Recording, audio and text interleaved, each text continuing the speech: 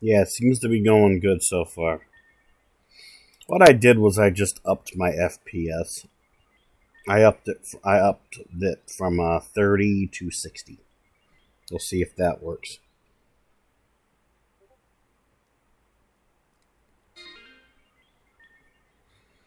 Rumble, quit talking about the fucking ads. I can't do nothing about that shit. I got it by now when you said that you had an ad. I can't control that. Thank you. So let's go ahead and get started. A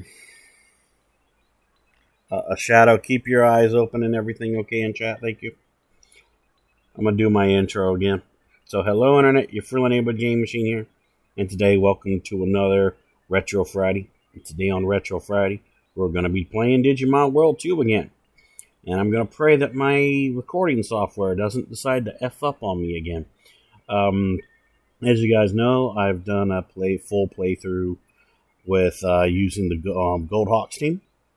And today, I'm going to be starting, or attempt to start, my playthrough with the Black Sword, which is my second favorite team of all time. But, funny story, is even though the Goldhawks have my favorite rookie Digimon, which is Agumon, my favorite type is Virus. I am a fan of Virus type Digimon, always have been. Yeah, we're going to go ahead and get started here. So I was going to do voice work and everything, but after I lost my last recording, I've kind of got a little bit of a buzzkill over it. So we're just going to go through it, okay? Okay.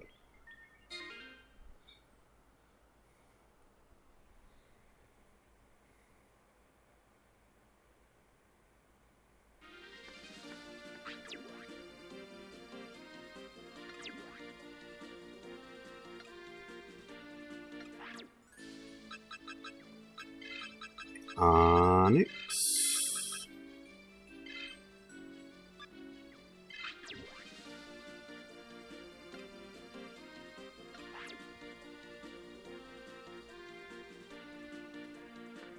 Okay, Rumble.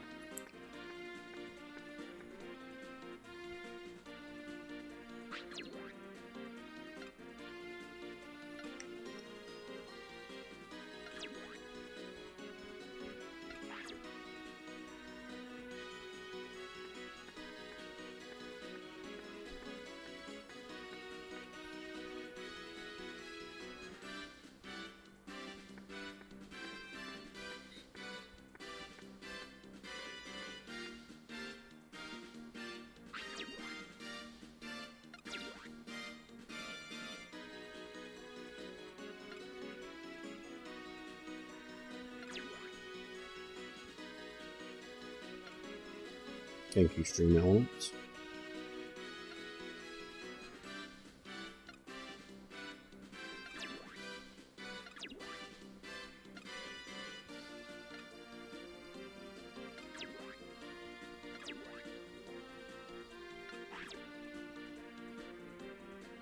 Alright, let's go.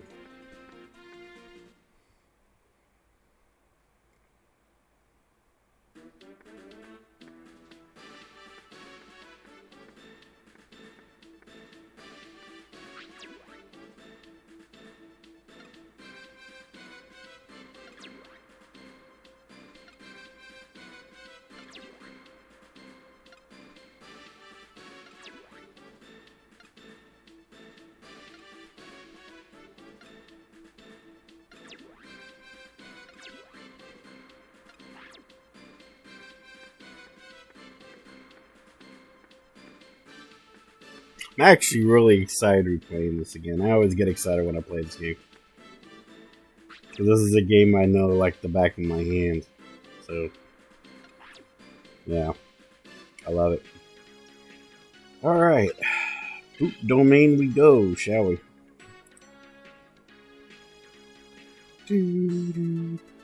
By the way, Shadow, how's my voice compared to the game? And its music and everything? Well, what I'm aiming for is that my voice is louder than the game.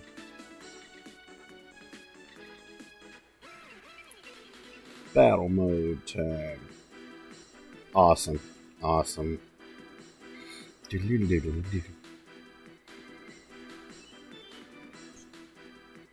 Oh my god, I love playing this fucking game. Alright, so we're gonna do a lightning spear to Gazimon. We're gonna do a flower cannon to Gazi. And we're going to do, let's see, we'll do a trifle attack on Digimon.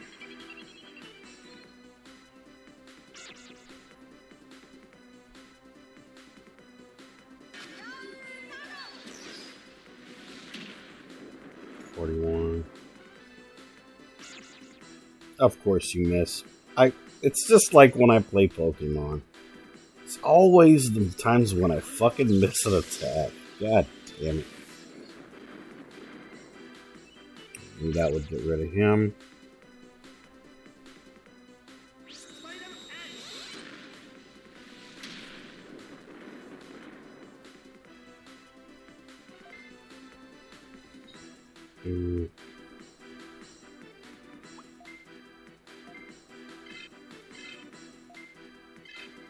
Give me a try-on attack, please.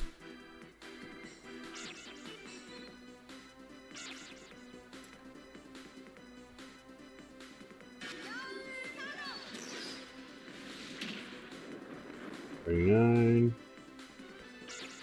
Try-on attack.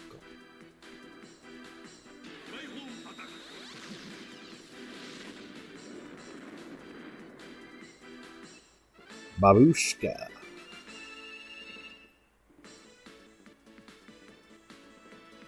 Means. Alright. That was fun. Alright.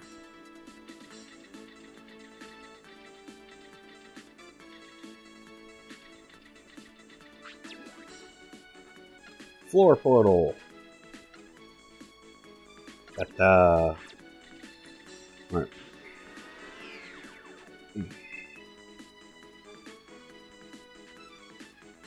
Green room, also known as the final floor. Specialty tower tiles. I don't know why I was gonna say towers. I meant to say tiles. I don't know. I'm fucking weird, man. I'm fucking weird.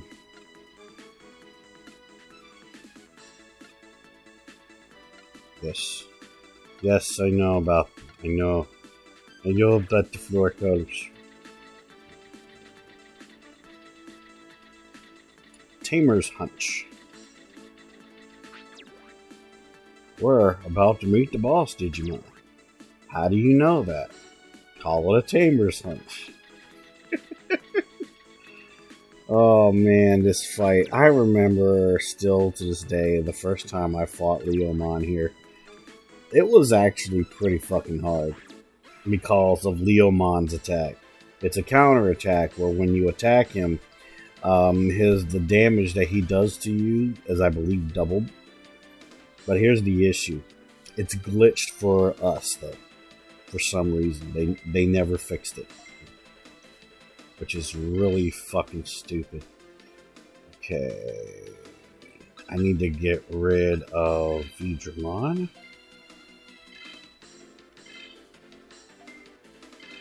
I will attack the Toyagumon with Triceramon.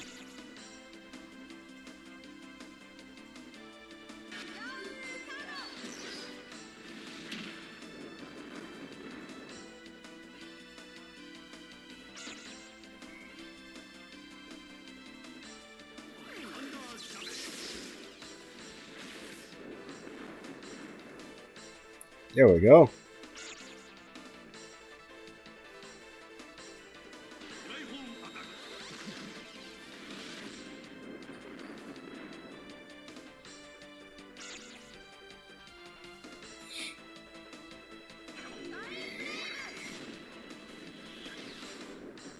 Hi, flame. Haha, you missed, bastard. Okay, let's see.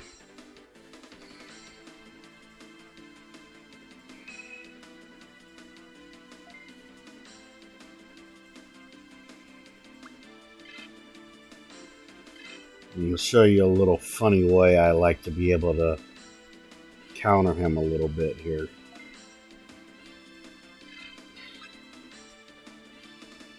And get rid of that toy Agumon guard.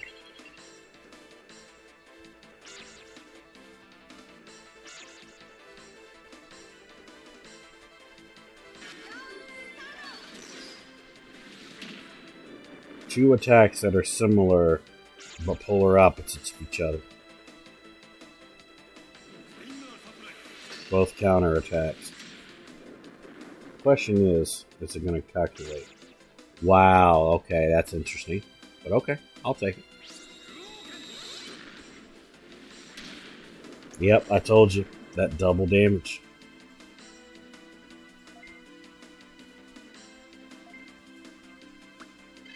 But there's two counter attacks against each other.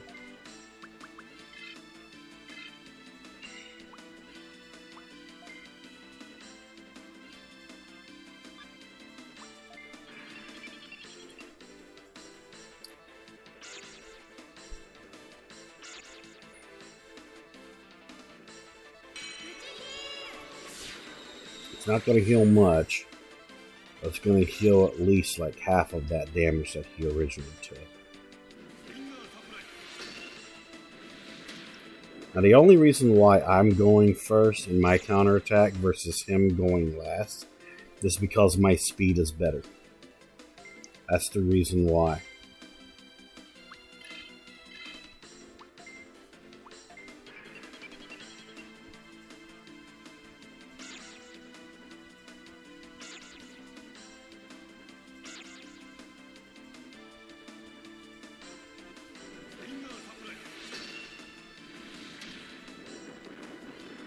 And game.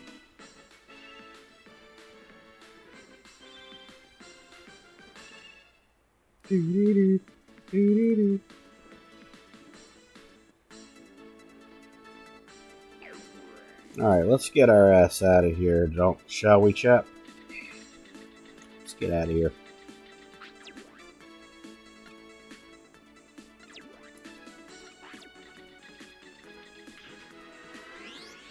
Let's go. Everything still going good? Damn coffee here. That was a good fight.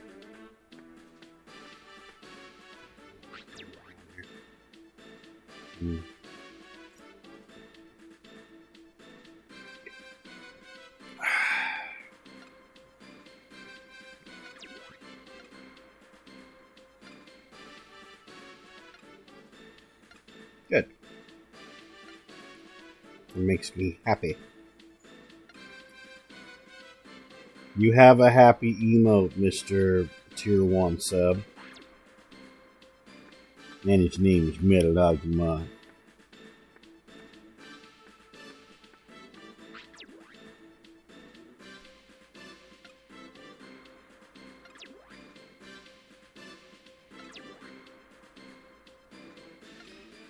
Still remember when Yuji worked on that one too. That was one of the first few emotes that I tested him with when we met.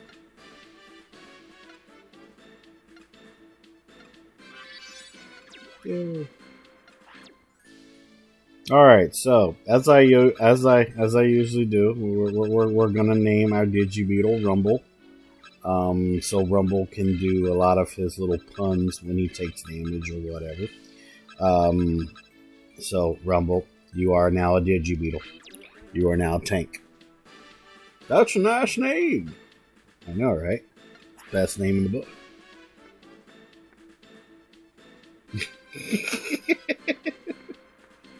I really love my Metal Agumon emote. It looks so amazing. Alright, so Black Sword.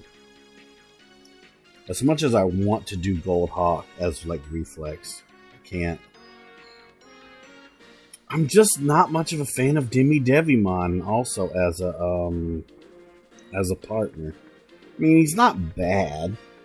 He's not good either.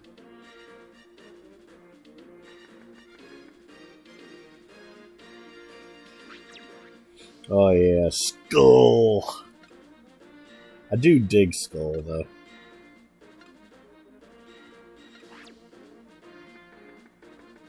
Okay, go out and go back in. Alright, now we become a black sword.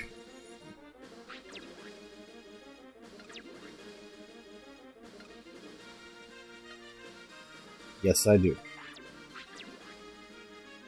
So you'll make a fine black sword tamer, but you must first promise an oath before joining our guard team. You will always value your fellow teamers and your Digimon partners. You will do your best to create a world where both people and Digimon live in peace, and you will challenge any evil forces that attempt to destroy that world. I give my solemn fucking word, man.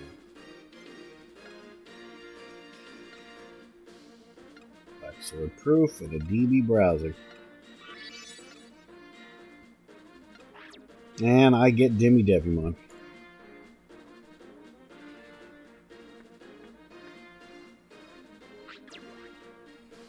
I kind of have an idea of what I'm going to do, though.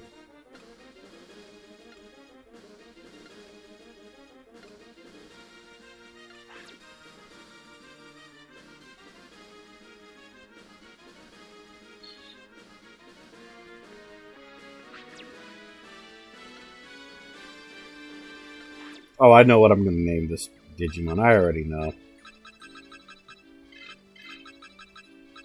Jinx. I'm naming it after a damn goblin. Because, I don't know, I just really like Jinx the Goblin. Funny goblin. Alright.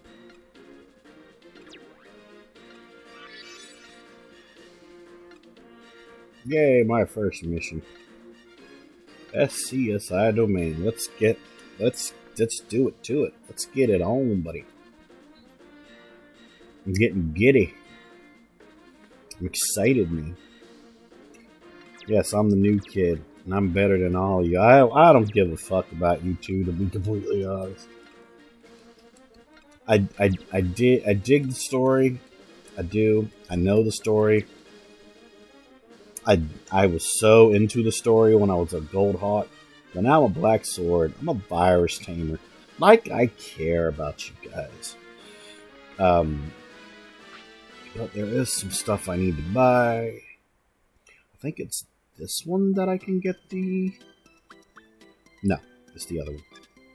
Okay. I go get me some stuff.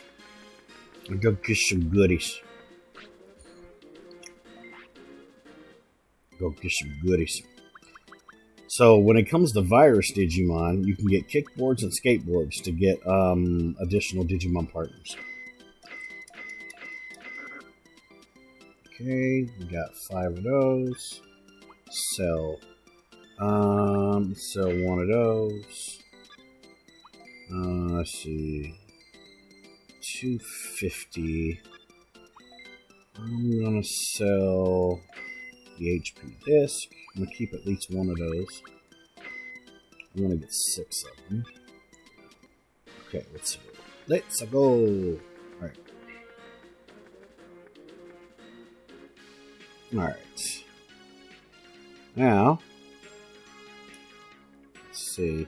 I'm gonna save, because saving is very important in this game. Yes, I would like to create a new save file. I like it. And seeing how Shadow usually likes to, in the other streams I do, spam the save icon for tier 1 subs, anytime that I get done with a mission and everything, I'm gonna leave it up to Shadow to be like, hey, you should save. And I'll be like, okay.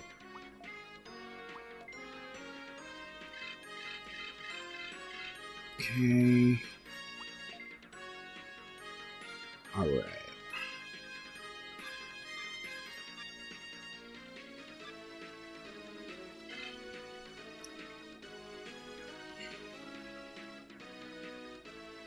Yes, that. It's still really hard for me to choose which one's better because one's based off of the other. I used Gur's floppy disk to be a reference to when Muji made the Boogle floppy disk. So funny.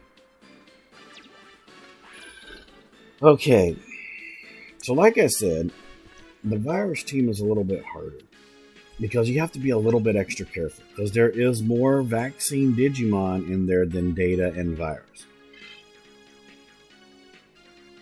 But I have a good idea on what I want to get. But I am going to have to do some battling though to make my Digimon a little stronger.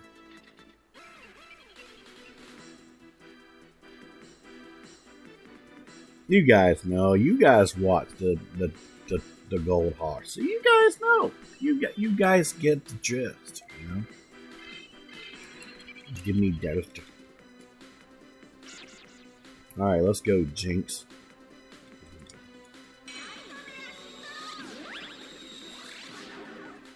Up. Get up.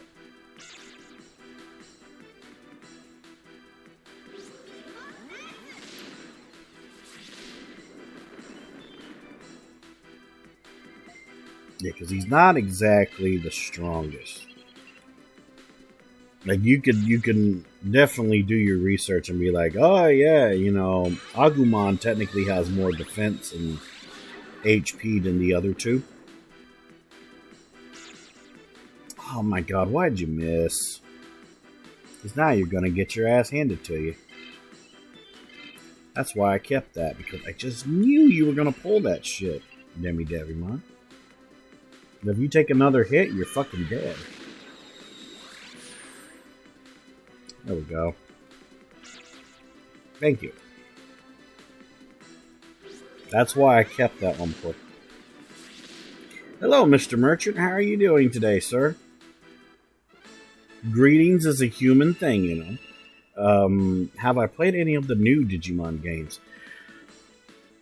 I stopped halfway in Digimon World 3 because I just don't like the way that they changed the formula and everything. See, I like Digimon World 1. I gave that a 9 out of 10. And I gave Digimon World 2 a 10 out of 10. Because here's the funny thing. With Digimon World 2, I know everything about the game. I don't need a walkthrough or anything. I know how to play it like the back of my hand. It's like literal reflex for me. But it's good to see you, sir. I hope you are doing well today. You get to see me play some games. Yeah. You get to watch me play some Digimon, because it's been a while since I played me some freaking Digimon. Because of my damn recording software being a bitch. So it's good to have you here, sir.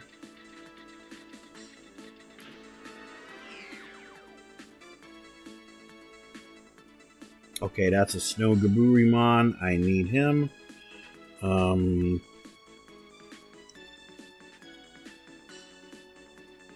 to remember the control for him.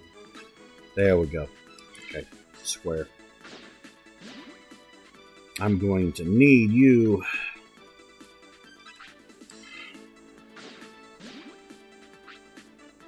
Alright.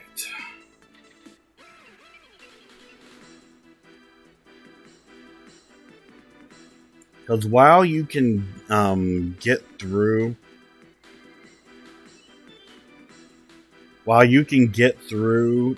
the first 2 domains with just 2 partner Digimon in this game as a Gold Hawk, I'd recommend getting 3 as a virus. Because it's a pain in the ass. A little while later, I do know that this game came out in the year 2000. Can you believe the year 2000, Michael? But yeah, Digimon World 3 was okay. Yeah. It could have been much better. The only Digimon games that I play these days is 1, 2, and the card battle game. That's also a game in here. Yay! Alright, we're going to call you Bolt. because why the hell not? If I can get a regular Gaburimon, that would be amazing. Oh yeah, we got Bolt. So that's good. I'm not a fan of Cyber Sleuth and Next Order. I watched somebody play them. I didn't like it. I didn't like it. Okay, I think Betamon is Cyrus in this? Yes, he is. I will gladly take that Betamon, because I know what he turns into. Yes. Alright. Now I just gotta be careful not to fucking die.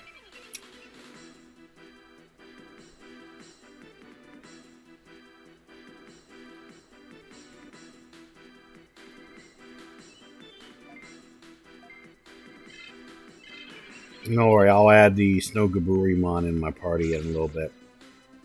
I have to add him in there.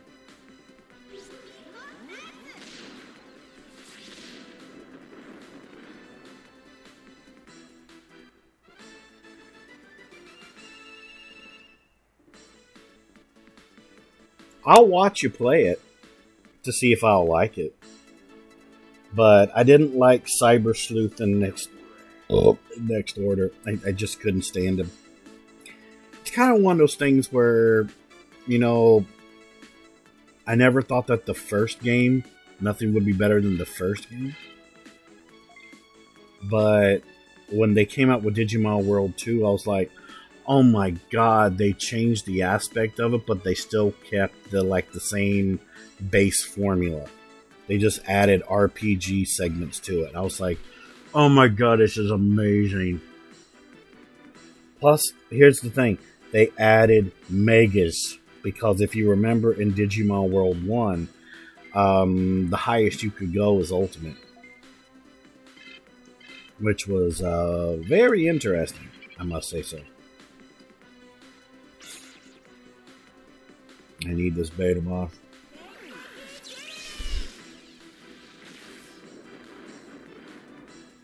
Stay alive, Gaburimon. Yeah, I'm glad that everything's going good, man. I'm doing much better. I'm very happy that my recording software is working now, and I'm able to play the games I want to play on this channel.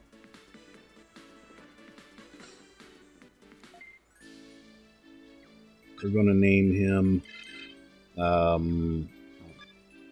Boo, because you know they're my first Digimon. That's not gonna matter because they're gonna end up getting DNA Digivolve later. But yeah, there we go. We got some good stuff there. Okay, so let's add him to the Digiline. Put Boo in the middle. Yep.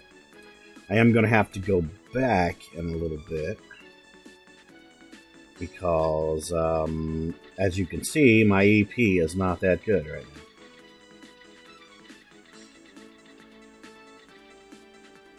now. Ooh, can I get those 2 fights? Yeah, I'm really happy about it. The fact that it's freaking working, but I probably jinxed myself. Alright, let's get this on.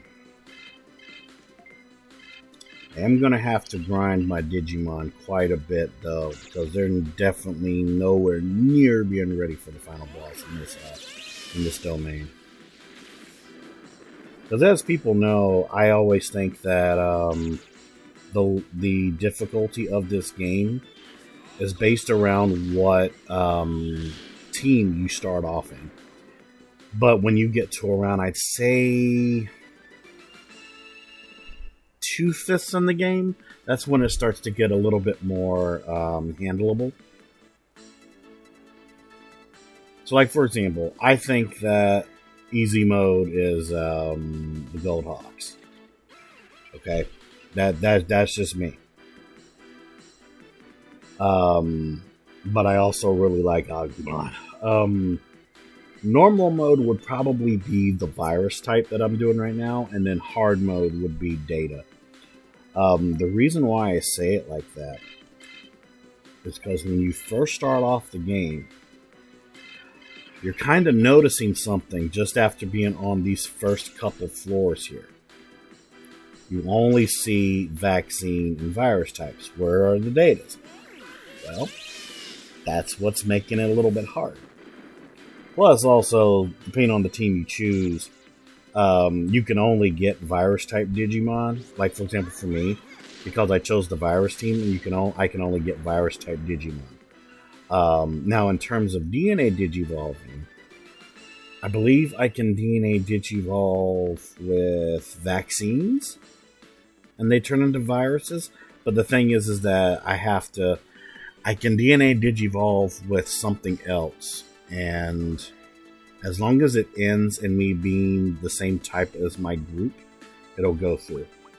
Okay, I have to autopilot because, well, I need to grind my Digimon a little bit.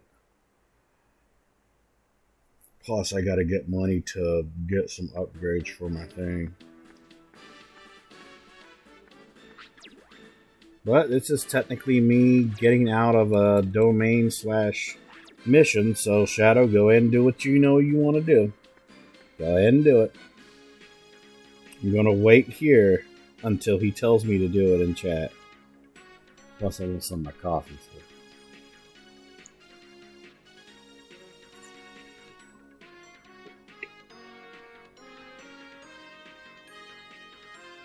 Come on, Shadow, I know you want to say it.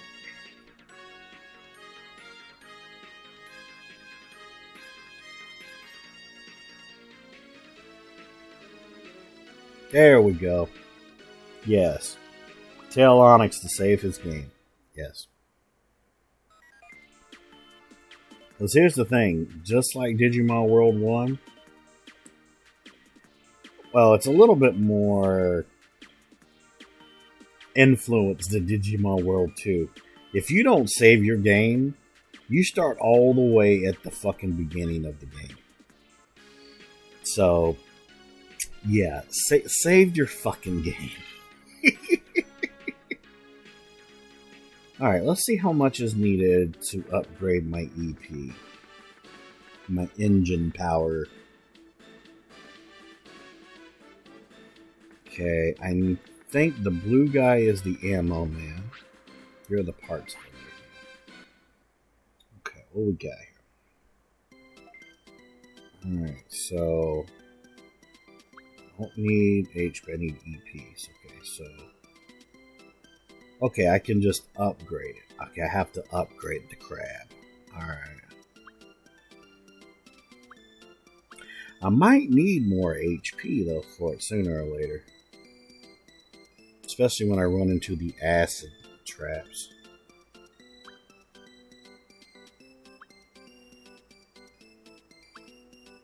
Okay, so I just get the crab.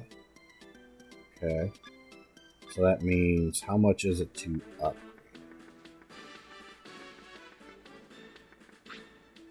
Did you beat a mechanic? Alright, what do we got here, Mr. Mechanic? Alright, so 500. Okay. Well, I'm gonna get even more to do more with that.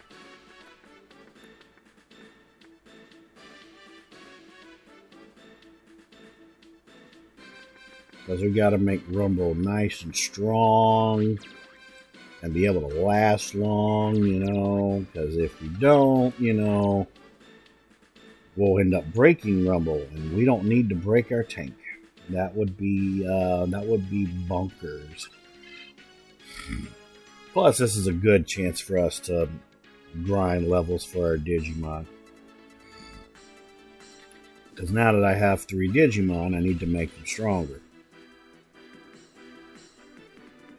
But don't worry, I have a little plan in my head on how things are going to go within these few domains. I got some ideas. I might see if I can redo how I beat Digimon World 2 and the Virus team when I was younger. Okay, Rumble. Don't take too long.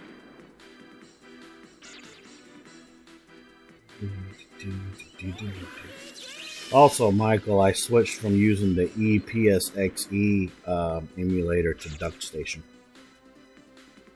I'm actually really freaking surprised at how user-friendly this really is, as long as you have the BIOS that you need. Luckily, I took the BIOS from my EPSXE and I put it with my DuckStation. So, I was lucky to have that. But this thing runs so fucking smooth. I love it. I really love it, man. Oh my god. I don't know why I didn't choose to switch long ago. Because this goes very smooth. It's very surprising to me, to be honest.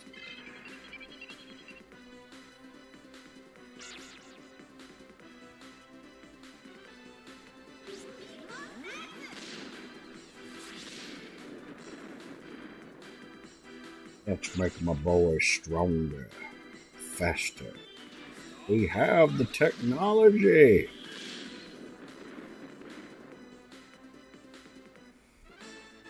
I can't wait until I can digivolve them. I get easily excited about shit when I play games. When I'm in the groove, I get very excited. You know, I don't know what it is. Oh, I got something coming in the mail. Should be delivered tomorrow. Really? What'd you get, Terminator Man? I want to know. You must tell me now. Because now my curiosity as an autistic boy is overthrowing my control. Wait, seriously, dude? How the fuck did you get your hands on that motherfucker? A fucking 1-up Terminator 2 arcade cap? Dude, that thing's gonna be fucking huge, man. Dude, how much did you pay for that thing? That's really good. Holy fucking shit, man. Damn. It's been years since I've seen a Terminator 2 arcade cabinet. Oh my god. I used to have a friend that had a Mortal Kombat 2 arcade cabinet, and oh my gosh, I used to play that all the fucking time when I went to go have pizza and stuff. Dude, Shadow, that's pretty fucking cool, man. $399 to $7. Wow, dude, that's a steal. Is there anything wrong with it? Well, I mean, if there was probably something wrong with it, knowing you would either A, not buy it at all, or B, you would have the stuff to be able to fix it. But dude, between 300 and 700, what other cabinets did they have? 4 foot by 6 foot. So that would count. Okay, so let's see. I'm about 5'7" and 3/4. So 4 foot would come up to about my neck if I was standing up. That's not bad. Dude, that's a fucking steal.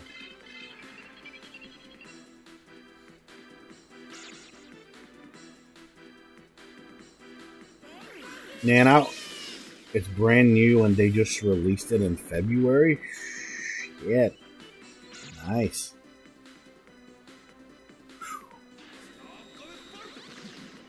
You know an arcade cabinet I always wanted, though? I always wanted, well, there was one of two, actually. A Pac-Man arcade cabinet, because that thing was fucking massive. Or a Turtles in Time arcade cabinet. You know what I'm talking about with the Turtles in Time one, dude? 2. Mm. Mm.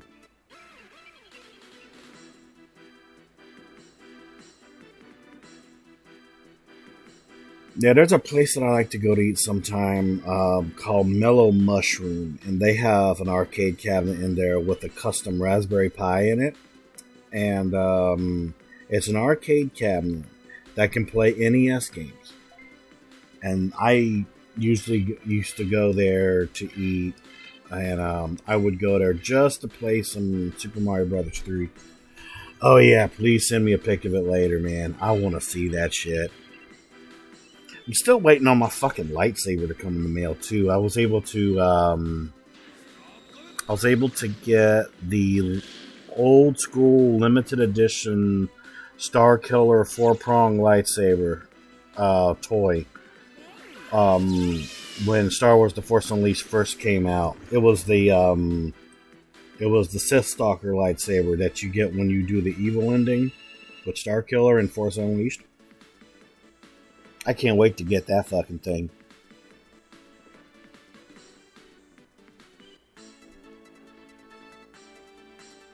It's like when you press the button for the light to come on for the lightsaber, the fucking prongs come out the lightsaber. I cannot wait to get that fucking thing in the mail. I want it. Me so want it so bad, boy. Get over here, you fuckers. Yeah, I'll check it out in a minute. If I pop up Discord right now, everybody will see it.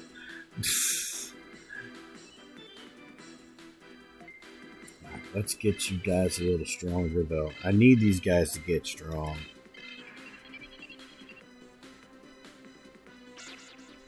I just can't believe I've been going for now 44 minutes. I'm so happy. So happy that it's working now. I wonder, though. I wonder if the reason that I've been having issues all this time is either A, what I've been streaming on in terms of like emulator or EXE, or if it's just been my fucking frame rate. I don't know.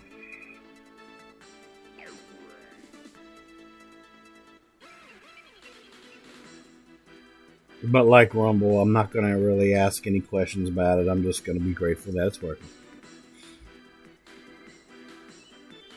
Because I really am. I'm really freaking happy that it's working.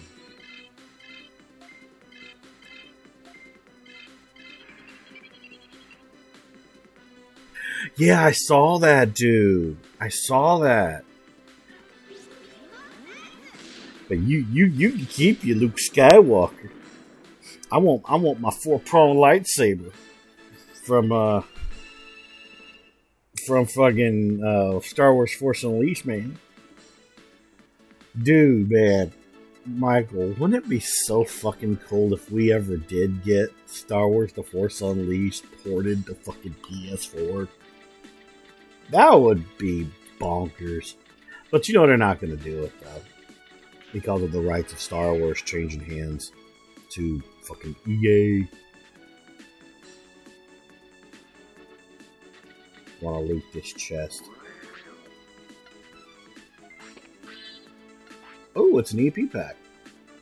Actually, let me use that. I'll use that real quick so I can last a little longer down here. Yeah, let's do it. Let's go.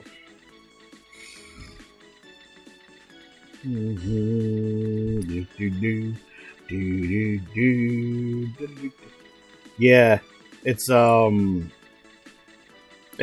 lightsaber I used to own as a kid, but it got stolen from me.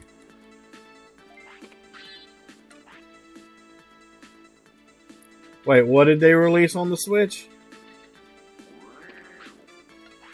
Cause I own a Switch. What you talking about that they released on the Switch now? You don't have to speak up there, Mr. Merchant. You got my mind wondering what you're talking about there. Got another EP pack. Okay. The Wii PSP version. Oh, man. I mean, that version's not bad, but it's not good either. That's kind of the lackluster version. Alright, I gotta get out of here. Is it digital? And if so, how much is it for digital? I mean, the Wii/PSP version is not bad. It really isn't that bad. It's just not the one I grew up with, though. I grew up with the one for fucking 360. That shit was fucking amazing. It also gave me some of the biggest stress ever, but at the same time, it was really good stress.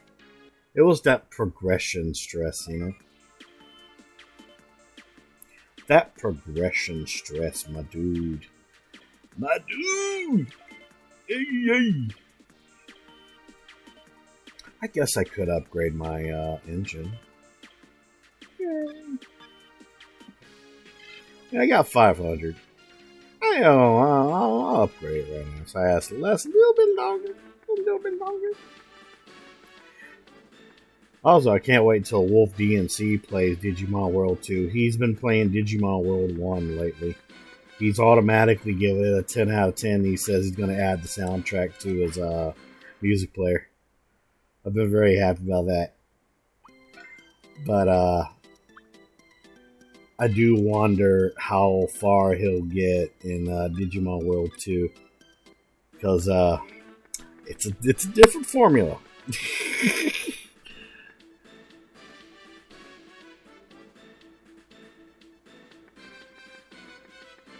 Alright, let's go do some more grinding.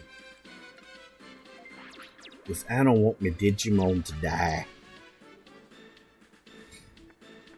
See, I think when it comes to Virus, I think I'll just get them all into being champions. Then I'll go for the boss. I think that would be the safest route of action. It would be, honestly, the best route of action, to be honest with you.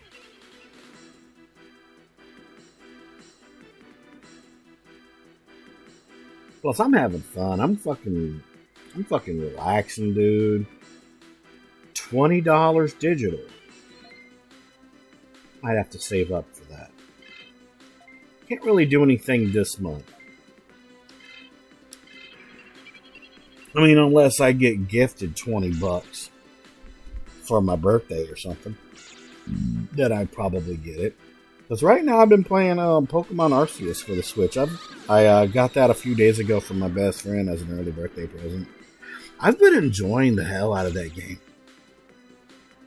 And I don't know if you follow me on Instagram, Michael, but I've reviewed certain games from like the 3DS to now the Switch.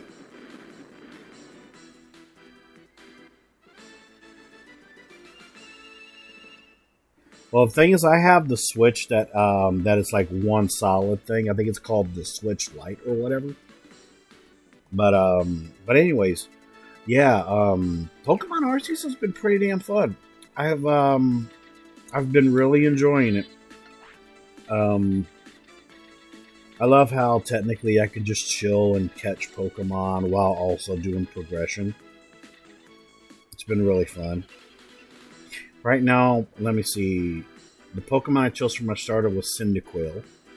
It's now become a Typhlosion from the Hisu version of Typhlosion, which is purple with fire and ghost as its dual types. Let me see. My other Pokemon I have an Umbreon, I have an Espeon, I have a Leafeon, I have a Gyarados,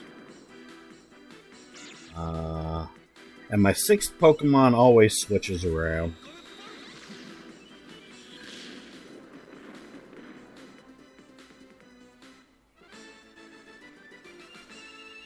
PS Plus streaming, huh?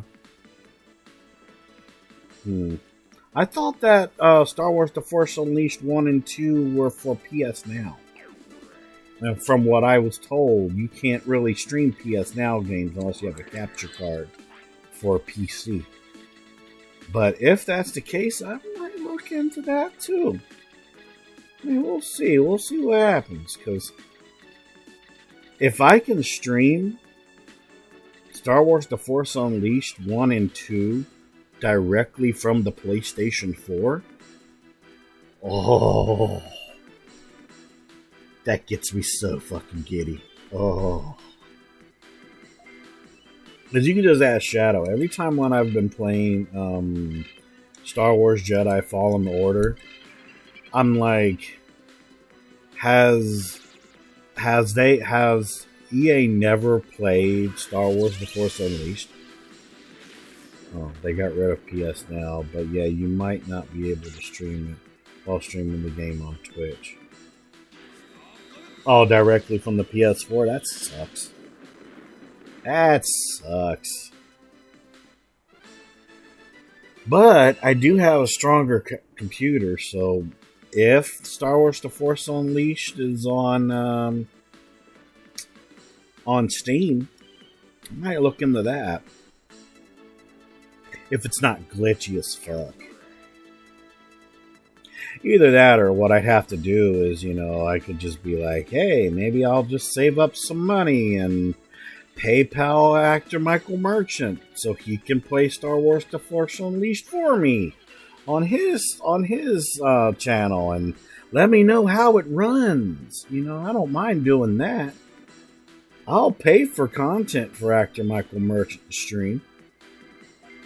Hell, I'd love for you to stream it on my fucking birthday in about a couple weeks. Yeah. See, even though a lot of people didn't like Star Wars The Force Unleashed 2, I actually enjoyed it. Bruh, you no tell me what to do with my money. Now, if I was, spending money on hookers, cocaine, and bad life choices, that I would completely agree just for me to save my money. But if I'm like, hey, I want to see how a game works on someone with a strong computer, I'll be like, hey, I'll gift you the fucking game. You play that shit and tell me how it runs. Because let me tell you, okay, there's a favorite saying of mine from an old movie that I love to death. Have you ever seen the movie The Phantom starring Billy Zane? There is a saying from villain Xander Drex.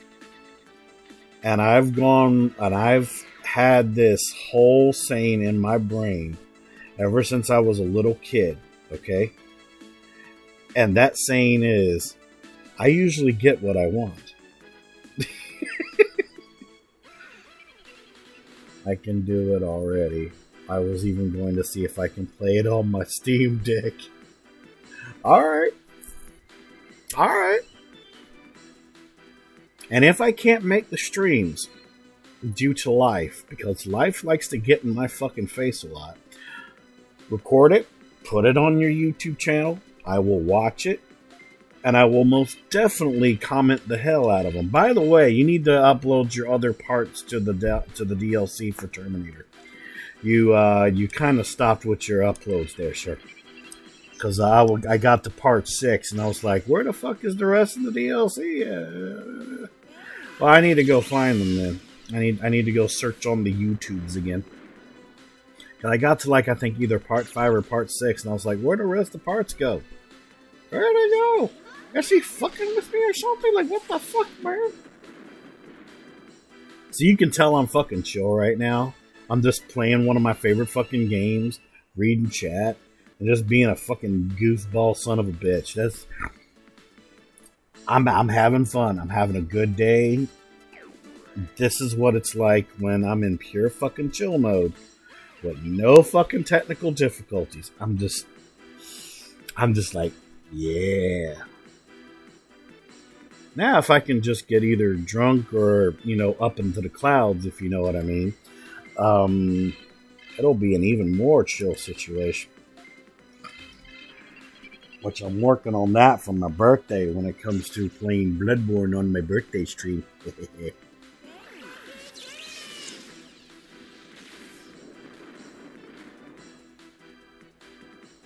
Okay.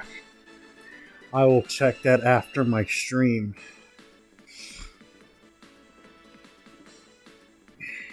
By the way, what you been thinking about some of my comments that I've been leaving? You can just ask Rumble when I'm watching something that like really hits like my interest bubble. I'll go crazy with certain comments, man. I'll find something to fucking say. It's kind of like a Rorschach graph, you know? It's like, what do you see? What are you thinking right now? Oh man, I'm having a blast right now. I'm so happy that this is working. Oh my gosh. I'm just like playing the fucking game, not having a fucking care in the world. This is just so fucking cool, man. I'm just like, let's go. Let's go. Let's go. I've enjoyed them. It's nice when people comment. The whole playthrough of the base game has actually probably the most comments of any of my vids. Oh yeah, by the way, Michael, on I don't know if you're subscribed to my YouTube channel, but on the 31st, on my birthday, I'm uploading a special episode of my gaming review segment I used to do years ago, the OnyxTheGamingMachine reviews. I did one for Elden Ring. It's gonna be up on my birthday. I hope you check it out, and I hope you give it a like and a nice, beautiful comment. Because, funny story about it, I was so dedicated to doing a review on Elden Ring that I did the whole review by myself and edited it all together like I used to do with my older videos. But it took me close to 5 months to get it fully done. Because I don't have somebody to help me edit videos like I used to. But, awesome. Also, if you want to, I'm trying to get subscribers for my movie review channel as well. So, if you want to sub to that, you can. Which, that's actually been going good as well. Because, you know, you have been a really big help when it comes to my movie review channel. And, you know, I don't know how I could ever pay you back for some of the help that you've given me with that. And, you know, I am deeply dedicated and thankful for what you've done. Because I don't usually trust a lot of people that help me with things. So the fact that I reach out to you for help for certain things, that's kind of like a privilege. Because I don't do that a lot anymore. Because, well, I've had some hardships that have happened in my life, and I'm just not the person I used to be. And I'm glad that people are, you know, respectful and understanding to that. Like, it's still been, like, now close to 2 years since I lost my brother, and, you know. Let me see. I believe there's a command for it. Oh my god, I can't remember it.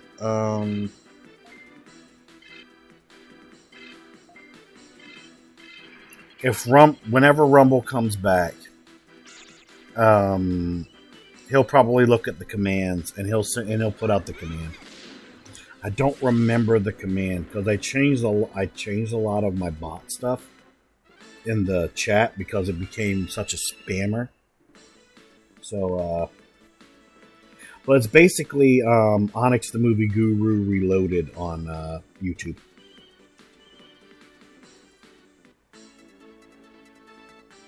Yeah, the Reloaded channel. Yeah.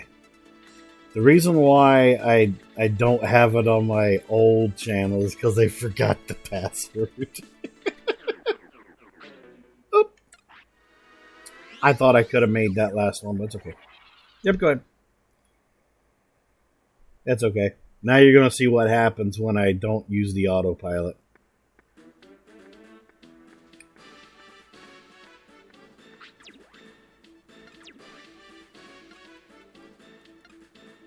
Autopilot's busted. You'll have to swap it for a new unit. Putting in one will be 1,000 bits. But if you don't have the money, she'll do it for free just that one time. Welcome back. Because, yeah, I've been trying to get my subscribers up for the Onyx the Movie Guru channel. Because it kind of helps with my motivation to do more content.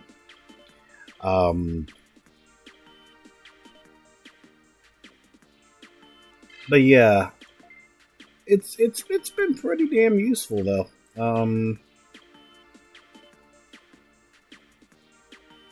I just need to, how can I put it? I just need to get more like exposure for that channel.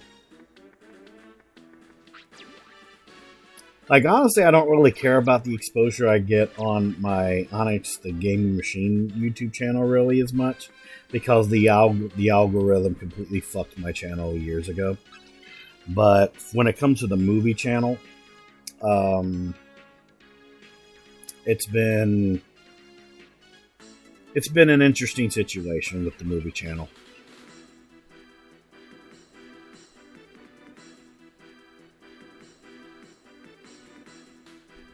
Because, you know, aside from doing some solo reviews on my older channel, I used to do stuff with my brother. We were called the movie review bros, and we did movie reviews together as well. And when he died, it was really hard for me to reach deep in my soul to do more movie reviews. But I had certain people try and help fill in some of that hole in my soul, if that makes any sense, for me to actually do more reviews, but very slowly. Because aside from gaming, movies has been a big passion of mine, especially old movies. And when I stopped doing movie reviews, that actually made a lot of people scared in a way, especially my mother, because she knows that I love movies. I always have. And for me not to do movie reviews anymore, she could tell that there was something wrong. Aside from the fact of what happened with my brother, she could just tell that something was different about me. Because, yeah, I love gaming. Gaming is something that I bleed completely. Like, if you were to take games away from me, I would just be a shell of a man. But also, if you take movies away from me and television shows, that would pierce my soul very badly. It's like my blood is gaming, but movies are my soul. Because also, growing up with my brother, we watched movies together, we did gaming together, we went everywhere together, literally. I still remember when I first met him. And just so people know, yeah, he's not my exact blood brother. He's my brother from another mother. It's a little pack like that. But he's always been my little brother. He's always going to be my little brother. But I remember how I first met him. I met him in elementary school. And he was being bullied by the 3 school bullies of the school. One of them by the name was Chris Monday, who in their right mind would ever have the last name Monday? It's beyond anything that I would even fucking understand. But yeah, he was this little black boy that, was having his backpack and lunchbox being thrown around from one person to the other. He was on his knees crying, and I was just getting off the bus. And me, I'm a very shy and quiet person. I don't like confrontation. I've never liked confrontation, but just something in my soul told me to intervene. And I did, and I knocked out the main bully, Chris Mundy, and I got the kid out of there. But the other two bullies caught up to me, and they beat the living hell out of me. To the point where, like, if you looked at me face to face, you would notice that one of my eyes is kind of lopsided. It's not exactly, like, straight ahead, like, side by side. And it's because of an injury that I had to my face as a kid. And I had the living crap beat out of me because of that. But the fact that I was able to knock out the main bully in a fucking uppercut was so fucking satisfying. But I got suspended for 3 days. Chris got expelled for the whole year. So he had to come back next year to do his grade.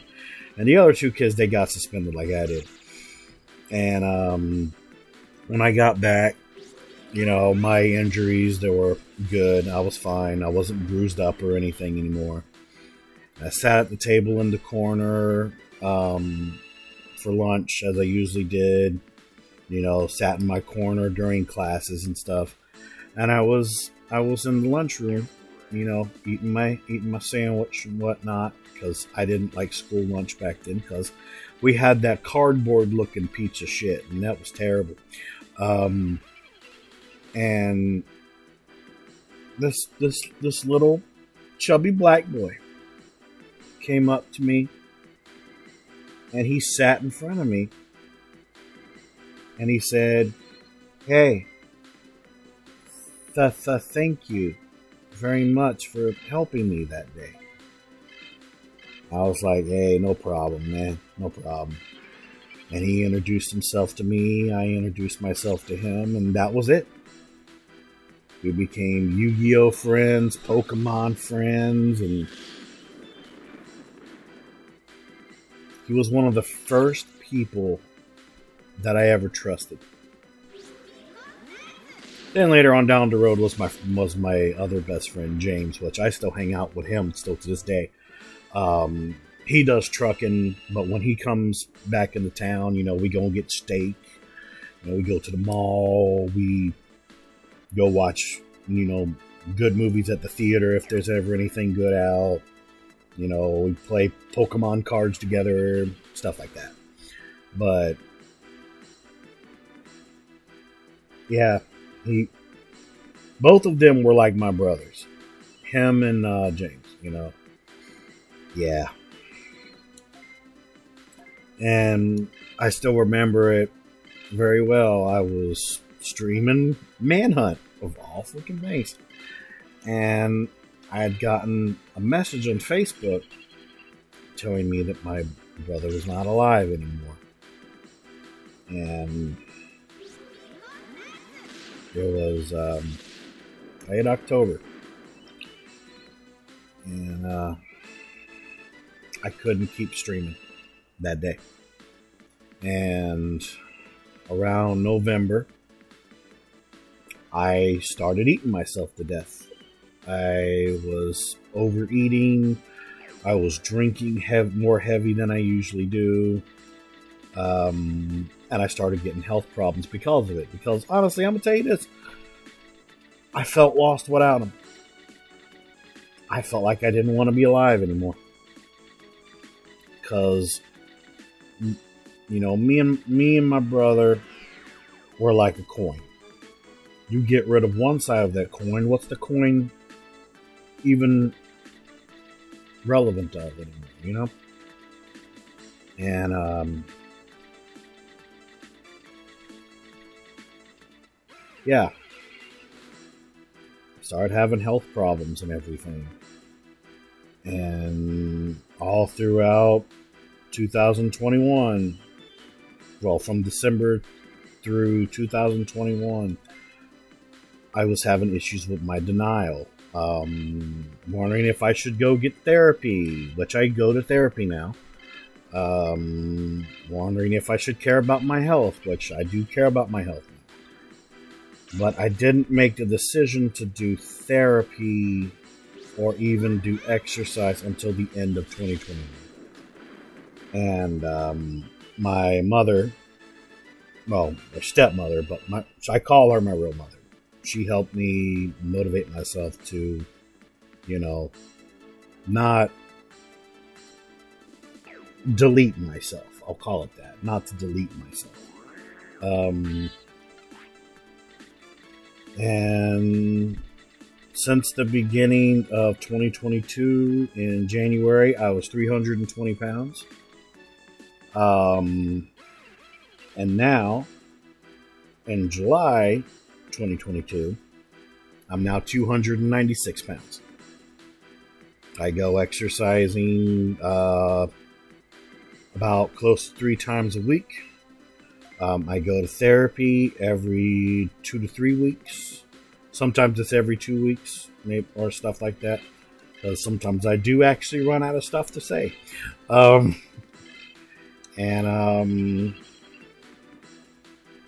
have people in my life like my best friend James, my best friend Mr. Rumble Roses, my bestie Shadowseed,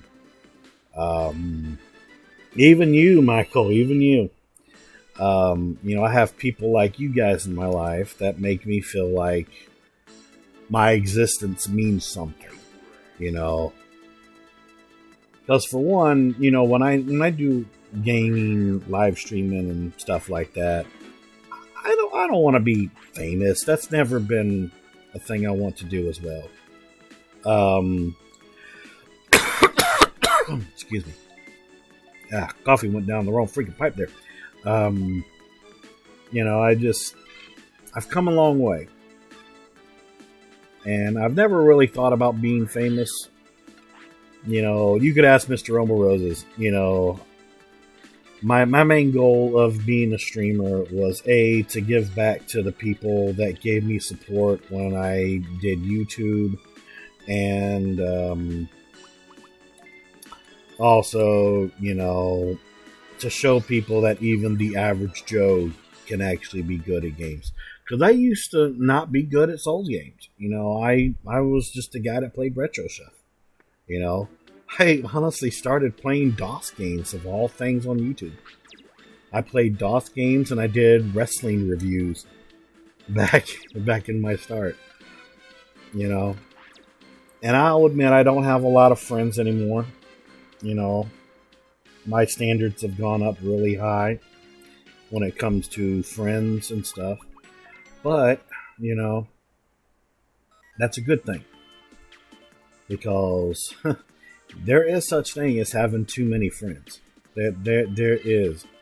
That's why now with my standards, I've split, people into like 3 different types. Well, technically 4 different types of people.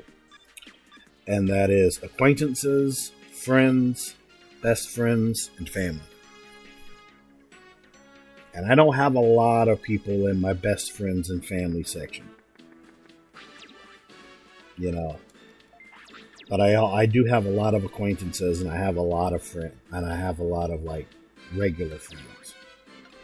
But it's still hard doing therapy though. Like coming from an autistic boy like me, you can only deal with so much change, no matter if it's good or bad, to where you will end up getting overwhelmed by it, and you'll end up getting confused.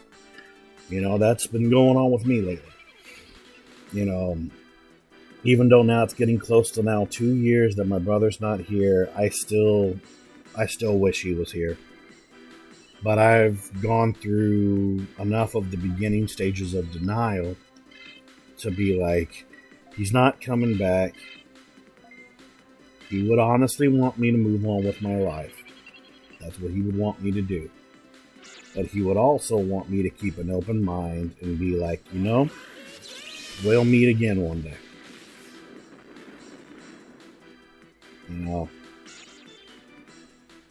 That's why when it's my birthday, when it's Halloween, when it's even October, because October, in the middle of October, is his birthday. And he died a week after his birthday. So October is most definitely a hard month for me now. Halloween most definitely is one of the hardest because Halloween was usually being his favorite holiday. We would get together and we would get pizza and soda and wings. Sometimes we would even get some donuts to go with it. We would just watch old horror movies. I would always be like, okay, you got your Friday the 13th part 1 and 2? And he's like, yeah, you got your Halloween 1 and 2? Yes, sir. He's like, then let's get things going. Yeah. We would, of course, watch other things aside from Halloween and Friday the 13th. He most definitely loved the first Alien movie because he believed that as a space slasher, which he's completely right. It was Alien 2 that kind of brought in the whole sci-fi thing to it. We always watched Phantasm 1 and 3 because technically 2 is not supposed to be 2. If you know your history to Phantasm and all that, you would understand that technically 2 was supposed to be much different. But we always watch Phantasm 1 and then Phantasm 3 because of the casting and stuff with that. But yeah, we would watch the hell out of Halloween type movies. We would have a little sleepover and stuff, play some Mario Kart Double Dash, where he would play as either Yoshi or Mario or Koopa. And I would always play as Bowser Jr. because Bowser Shell, and I'm not a fat fucking turtle. Because, King Koopa's one fat fucking turtle. You know what I'm saying? I know people call him Bowser, but here's the thing. He will always be King Koopa. Alright? He will always be King Koopa. No matter what the fuck you try to tell me. He is and always will be King Koopa, King of the Koopas. Okay? I still remember when he would prank me on occasions too. Like he would be like, we're gonna watch this really cool ass movie. I got an idea for it. I'm like, okay. And then he would pop in Super Mario Brothers live action, and I'd be like, fuck you, man, because I hate that fucking movie. Even Bob Hoskins, God rest his soul, hated that fucking movie. But there was technically 3 movies that we would always watch as like a ritual type of thing. We would watch one of 3 movies, but we would always end up watching all 3 within, a couple months fucking span. But it was always either Harlem Nights or Blues Brothers or Mighty Morphin Power Rangers the movie. Now I'll admit this, okay? Mighty Morphin Power Rangers the movie is not the best Power Rangers movie, but for one, it's much better than the Turbo movie. And 2, Ivan Ooze is fucking funny. we loved Ivan Ooze and everything, and the one thing that we always thought was the only bad thing about the movie was that we got the season 2 Rangers instead of the original Rangers. We think that the movie would have been much better if instead of the White Ranger we had the Green Ranger, and we had Jason, Trini and Zach and all that. But of course, there was things that made that completely impossible. But it would have been much better if it was the season 1 Rangers instead of the season 2.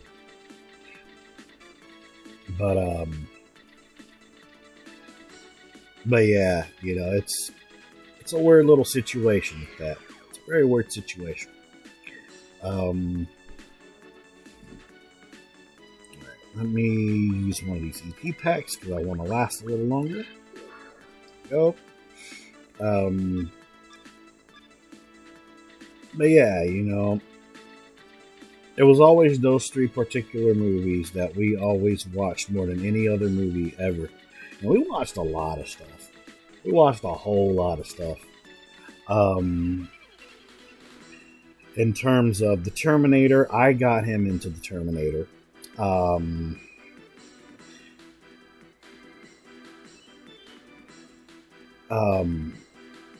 Because he was bisexual / homosexual, he had a thing for Michael Biehn, which I completely understand.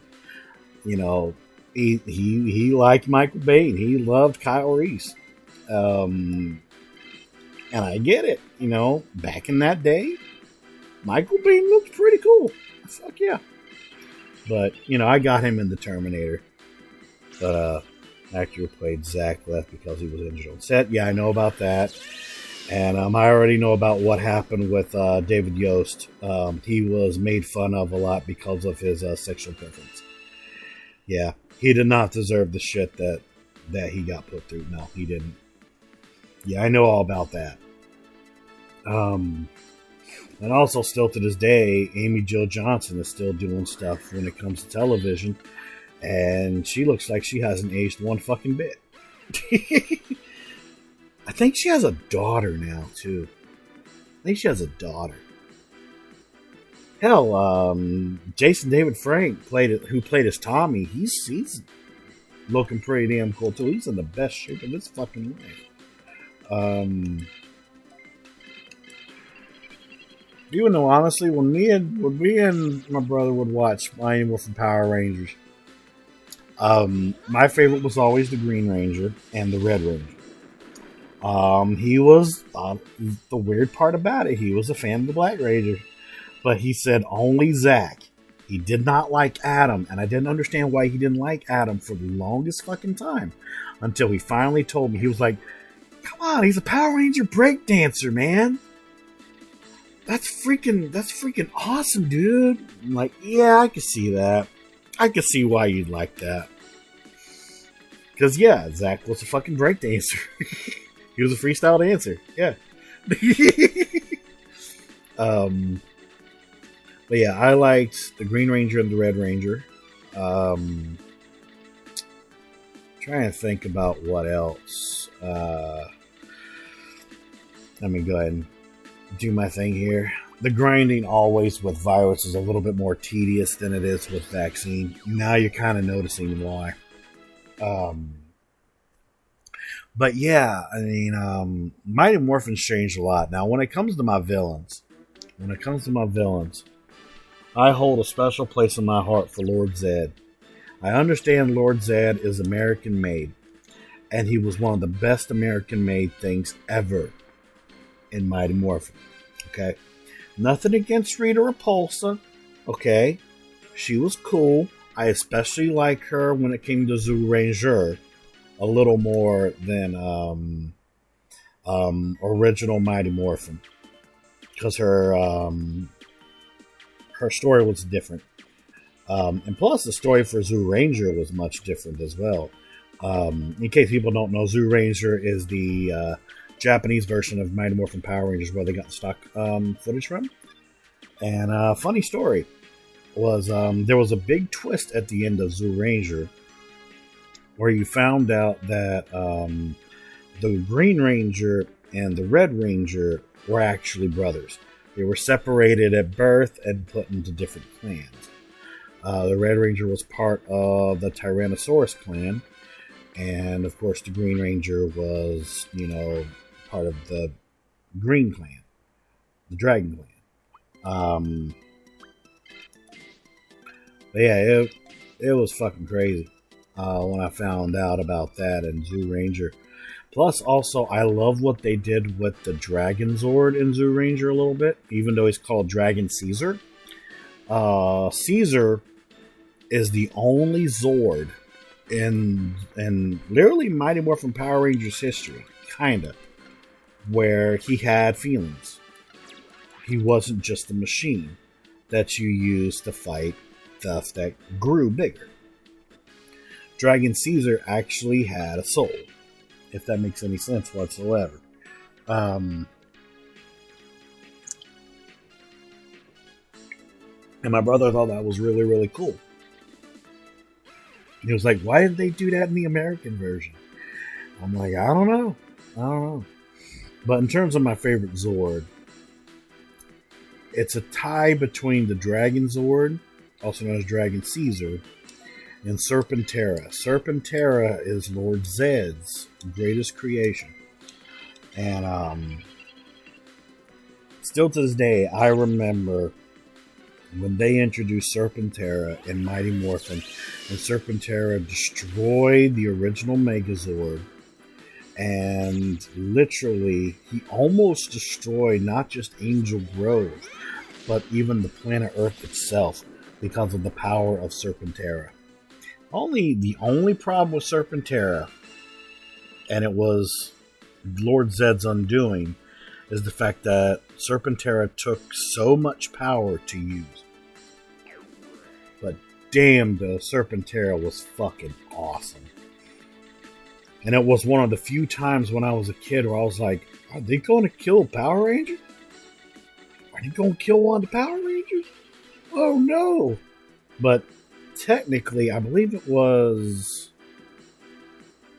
it was Lost Galaxy. Lost Galaxy was where they technically killed the first Power Ranger. And it was the Pink Ranger. Yeah, Serpentera was a gas guzzler, most definitely. But dude, I remember when the Power Rangers first met Lord Zed in person. Oh my god. Do you remember, I don't know if you guys would even remember this, but it was when he teleported himself into the command center, and he took his fucking pimp chair with him, dude.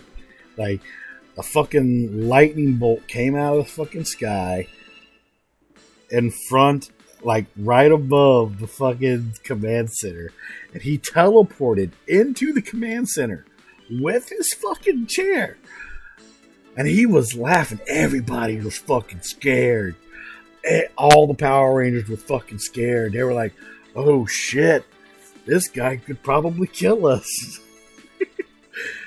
Oh god, yeah, Lord Zed owned their fucking asses. Oh my god, man. I still feel bad that the original actor for Lord Zed is dead. I feel so terrible about that. But damn, though, Lord Zed was one of my favorite villains of all time. He's in my top 5. He's in my top 5 favorite villains of all time. I'd say he's my number 3. My number 2 would be Albert Wesker from Resident Evil. And my number 1 would be Dr. Doom. Because here's the thing. You don't fuck with Dr. Doom. And I'm not talking about the fucking movie adaptations. If you've read the comics, you don't fuck with Dr. Doom from the Fantastic Four. You don't fuck with Dr. Doom. Alright, you don't fuck with that man. Funny thing is, the literal first thought when I first saw Lord Zed, and he did a thing was a friggin' space trip. We ever watched it? Not age appropriate. RoboCop. Yeah. Oh man, I fucking love the original RoboCop. The first RoboCop with Peter Weller. And I know if Michael's still in the chat, he's gonna bring up the fucking RoboCop game that's coming out.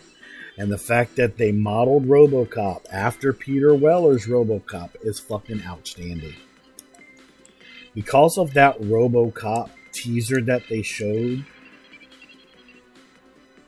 I kind of want to get a PS5 now. Because it's only going to come out on PS5. But dude, I saw that trailer. I'm like, this makes me want to get a PS5. This honestly does. But here's the funny thing, though. Sometimes trailers can be deceiving. I'm not sure. Michael would probably be able to confirm that, because I know how he is about certain games. But yeah, it's so fucking good, Shadow. Oh my god. I was wigging out, man. I was wigging out. I was like a little kid at a fucking candy store. I was like, ooh, they even got the freaking targeting from the movie. Ooh, ooh. Like that was the noises I was making when they did that. I was like, oh my god. And then in the ending of the trailer, they showed his face of what he is underneath the mask. And yeah, it's Peter Weller. And he had him saying his most iconic line, "Dead or alive, you're coming with me." And I was like, okay. It's come to the point now where I will only buy a PS5 only if I like how it looks when I watch Michael Merchant play it. Now, I know some people watching this later will be like, why am I wigging out over actor Michael fucking Merchant? Okay, one, he's a great freaking independent actor. You need to go check out some of his fucking movies. He's fucking awesome. And two, he understands. Okay, he understands the retroness when it comes to Terminator, RoboCop, and even just anything from like the old retro age, okay? Because here's the thing. In terms of like the Terminator, when he told me that I would like it, I believed him. And I did. I fucking loved the Terminator Salvation. It was freaking amazing. I might even play it again sometime, just to play it. It's a great freaking experience. It's a great freaking experience. I wouldn't recommend it even more than I am now. Like, it's just that great. Oh yeah, you told me about the RoboCop mod. Yeah, I remember that.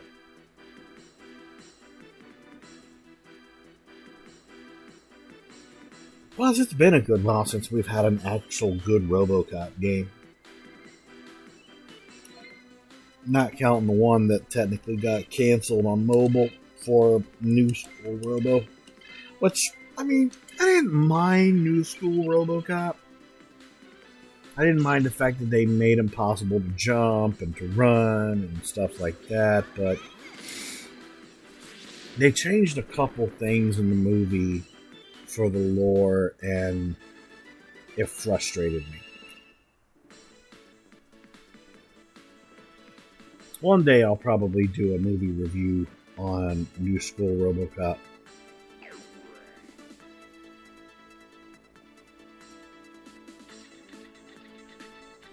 Because when it comes to New School Robo,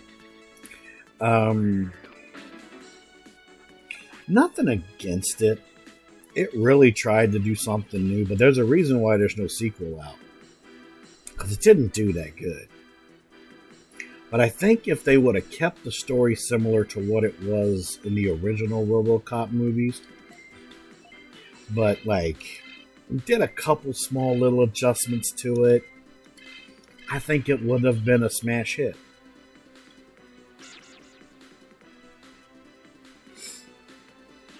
Like, for example, one of the big things they changed in the story for RoboCop was in the original RoboCop, Alex Murphy's partner is Lewis. It's a female. And in the new one, they made Lewis a male and African American. Okay. Now, if they would have did like, Lewis as a black female, I wouldn't have minded that at all. you know? But it's really hard for me to describe. It's just, if they would have kept the story similar to the original movies and the events, I think it would have been a smash hit. But they changed way too much of it. And there's a reason, like I said, as to why there's not a fucking sequel. Because it was terrible. It wasn't the worst, but it wasn't the best either. Like in terms of old school RoboCop, the first movie only the first movie. That's got to be at least like a 8.5. I'd give it an 8.5. New school Robo,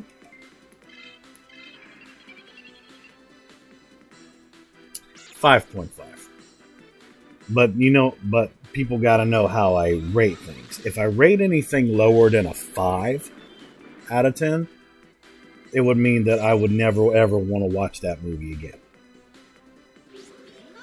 So the fact that I rate the new RoboCop movie a 5.5, it's like right on that border. Because there was some pretty decent things about the movie that I liked. Like, I didn't mind Samuel L. Jackson being a fucking news reporter. I didn't mind that one bit. I actually thought that was kind of cool. You know, we got motherfucker in there. So, you know, in case you don't know what I'm talking about, my little brother always, he had given Samuel L. Jackson the nickname Mr. Motherfucker. So, anytime that I would watch a movie with Samuel L. Jackson in it, I'd just be like, oh, look, there's Mr. Motherfucker. But yeah, Mr. Motherfucker's in the movie. I didn't mind the casting that they did for RoboCop / Alex Murphy. I didn't mind it. You know, it wasn't Peter Weller, but, you know, he had more emotion than Peter Weller, which I did not mind that at all. The fact that new Robo could jump, he could run, was pretty cool. He wasn't as durable as old school Robo, but he was much faster and much more resilient. He had technically 2 guns. He had a gun to use on that used regular bullets, and then he had another gun that was like a stun gun or something like that. I didn't mind the new Robo having a second gun. That was pretty cool. I liked the remodeling they did for Ed 209 in the new RoboCop movie, but they didn't give any. They didn't really give much of a story to it, though. This is where old RoboCop will come into play here. I love the story for old school RoboCop. I love the idea that there's a corrupt executive in OCP that doesn't like the fact that RoboCop exists, and his plan for the Ed 209 project didn't go as planned, you know. And that was like the side story going on, aside from the whole thing with Clarence Boddicker, you know, which was pretty damn cool. I like that. Like I said, if New School Robo would have had the story of Old School RoboCop, it would be pretty damn good, to be completely honest. But that's just me. I'm mostly a very picky motherfucker, you know. But in this particular case, I think a lot of people would agree. Because here's the thing. I am the type of person that's like, if something's not broken, don't fix it. There was issues with old school RoboCop that I didn't like. Especially the third movie. I try to pretend the third movie doesn't fucking exist. But the first and second one were pretty good.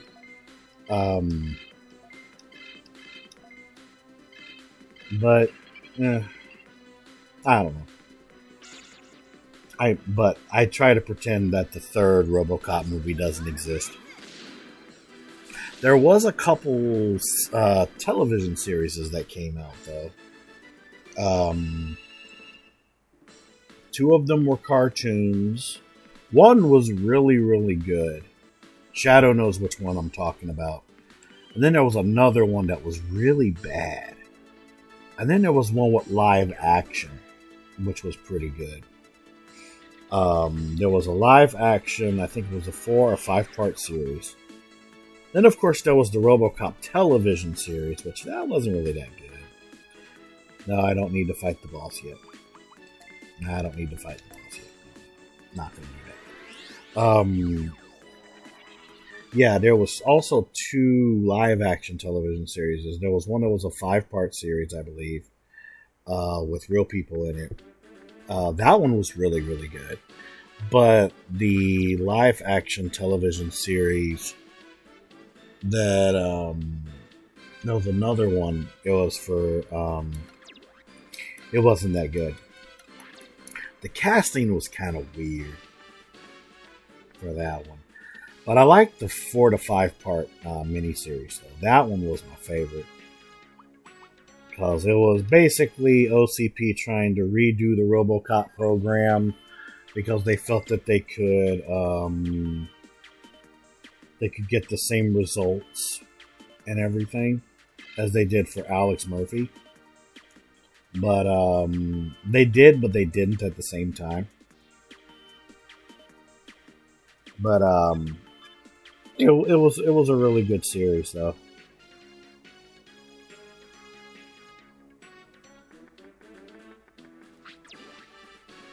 But that's just me when it comes to RoboCop. I love me some old school Robo. Love me some old school.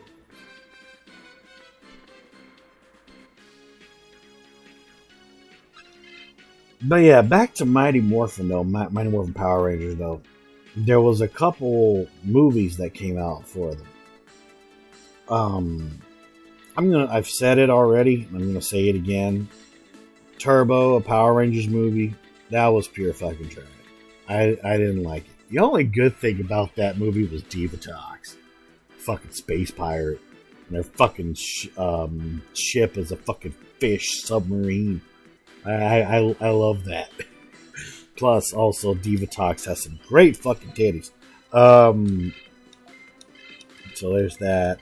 But I liked Divatox in the movie, but I didn't really like Divatox in the Power Rangers series when she was in the television series of Turbo. I didn't like that. But honestly, I didn't mind. I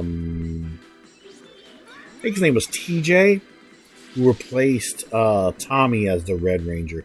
He was technically the first first African American Red Ranger. And he was a really good leader. He was a really, really good leader. But then, of course, Power Ranger in Space happened, and he got demoted to being Blue Ranger. So I thought that was like, yeah, you know. Even though my little brother, he liked Andros from Power Ranger in Space, but I thought Andros was really bland. I wanted TJ to be the leader again. Because not just anybody replaces Jason David Frank as a main Power Ranger. But I will say this, when it came to Power Rangers Zeo and they got Jason to be the Gold Ranger, that was fucking epic. But I wanted it to be Billy. As much as I love Austin St. John as the Red Ranger Jason, he was great as the Gold Ranger. But you all know we wanted it to be Billy. But that's around the time when David Yost left Saban because of the bullshit that was going on with his with how he was being treated backstage. But we wanted it to be Billy. It sadly didn't happen, and it made a lot of people very, very creepy.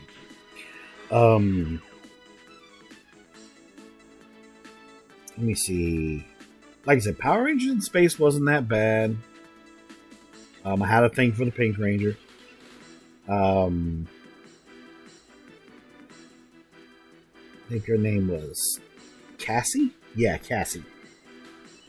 She was also the Pink Ranger for Generation 2's Turbo. Because she replaced Catherine.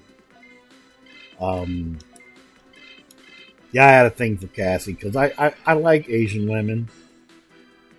I just really do. Yeah, that's what I meant to say. It was the director crew. Yeah. Sorry, that was a mistake about that. It wasn't Sabana. It was the directing crew. Yeah, but you know what I meant. You know what I meant. You get it.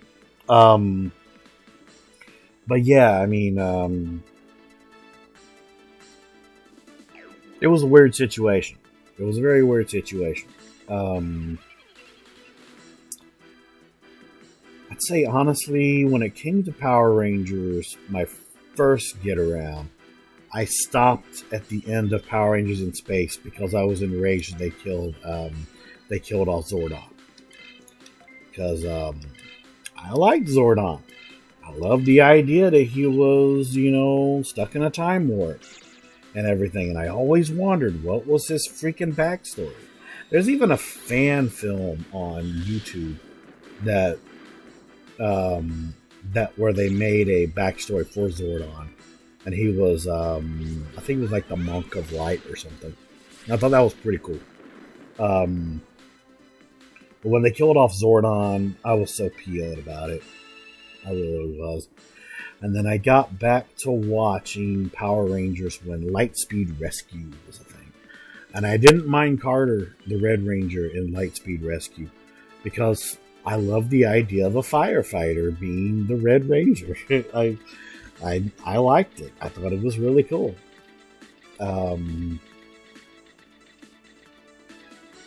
Let's see. I did like Time Force. Time Force wasn't that bad. I liked the Red Ranger in Time Force. I liked the idea that the Pink Ranger was the leader at one point. But the thing was she lost her lover. So she had to become like interim leader. Yeah, I know that Zuranga killed off the Big Z. Yeah, I know, but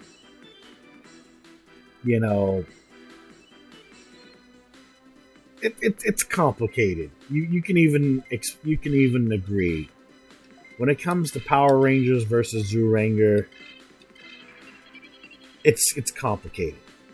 It did still suck though. Yeah, it did. It did. Yeah, it was.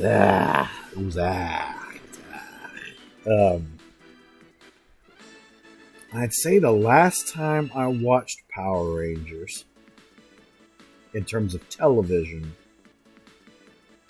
was Dino Thunder, and I watched it because of Jason David Frank, and he did pretty good in that show. But after that, I was just like, oh god, it's aging bad. Now, in terms of movies, though,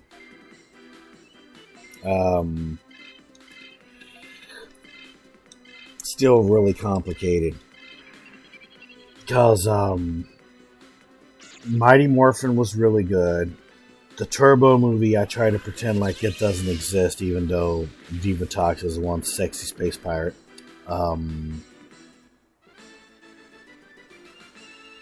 Power Rangers is just a weird little topic. It's always going to be, though, too, because,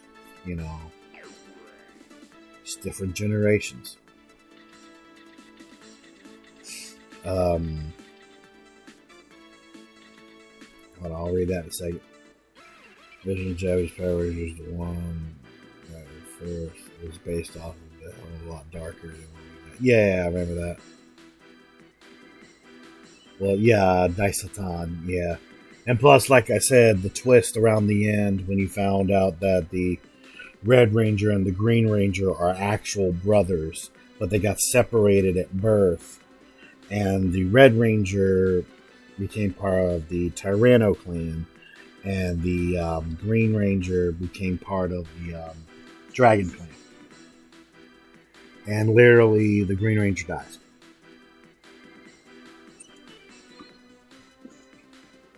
Trust me, I know.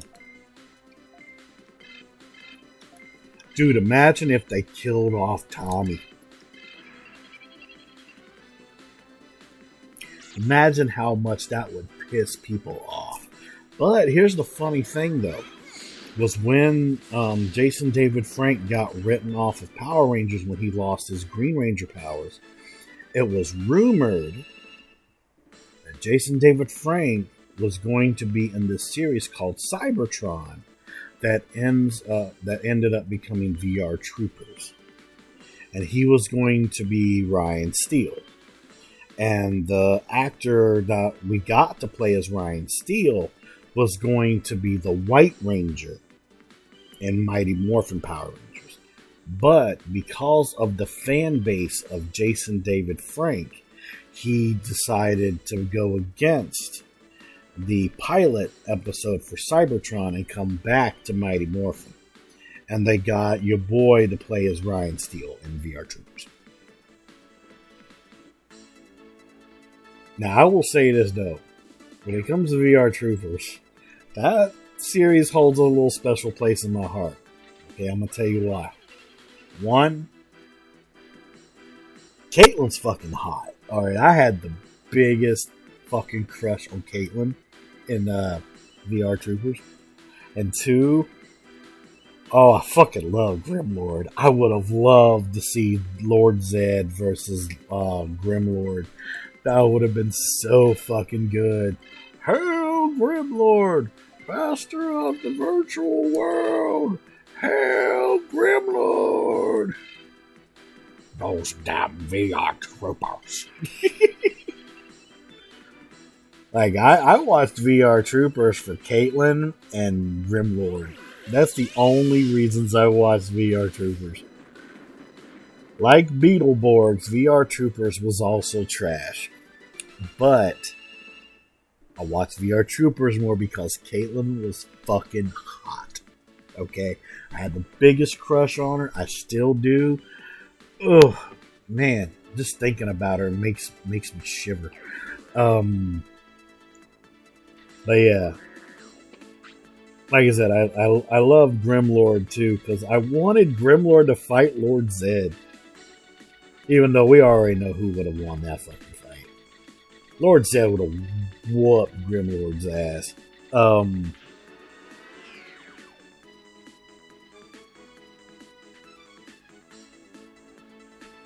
His name is Grimlord, not Dream. There you go. I was gonna get you for that, nerd boy. But yeah, you could tell the guy who wasn't playing him wasn't taking it serious at all.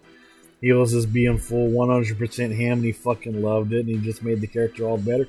Dude, I loved him. Yeah. I loved him so much. But yeah, dude, look up Caitlin from VR Troopers and tell me that ain't a hot, beautiful looking woman right there. Oh my gosh, I would have taken her out to eat any fucking day, man. I don't just think sexually about women. I would have given that woman anything she ever asked for. I would have found a way to do it. I had a crush on that woman. See, while people had crushes on Kimberly, I had a thing for Kate. Okay? Nothing against Amy Jo Johnson. Amy Jo Johnson is a hot woman as well. But the first Pink Ranger I ever had a thing for was not Kimberly.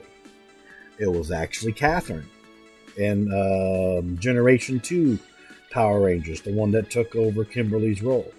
I had a thing for Catherine. I thought that she was hotter than Kimberly, but that's just me. I just liked her more. But like I said, while people liked Kimberly, my God, I had a thing for Caitlin. Oh, you liked Kat too? Oh yeah. Dude, let me tell you this, man. I think you'll understand. Kat had them legs. You feel me? While Kimberly had a nice pair, Kat had them legs. You get it. Yes, you get it. She had them legs, my dude. I was like, oh, yes. Crush my skull. When I knew what that was, man, if my best friend James was here, he would understand. Because he knew I had a thing for Cat, and he would tease me about it and shit when we were in school. I would be like, "Oh, I'd let Cat crush my fucking skull, dude." Like, I was that nerd that knew he would never be able to have it. Yeah. Oh, Rambo, man.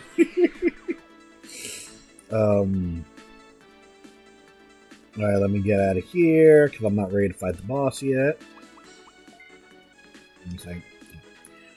Talking about this makes me wonder exactly how many kids shows we watched when we were younger were awakenings and forebodies of certain things we would like when we got older, if you know what I mean. Oh, yeah. Fucking emotions. Oh, yeah. Like, let me see here. It's kind of like, still to this day, I have a big thing for Jessica Rabbit. Oh, don't get me started with Xena. I have all the episodes of Xena, and I have all the episodes of Hercules: The Legendary Journeys on my computer. I have every single fucking episode. Oh yeah. Don't worry, if I ever find a way, I'll try and send it to you, bruh. Especially the fucking Xena. I always love Lucy Lawless. That's a woman that, even still to this day, I'd let her crush my skull, dog. I would. I really would. Like, dead freaking serious. Alright, let me upgrade this. Oop, there we go. We got all of our upgrades for the crab. Yeah, let me out of the fucking thing. Okay. Alright, we got all of our upgrades for the crab. Crab.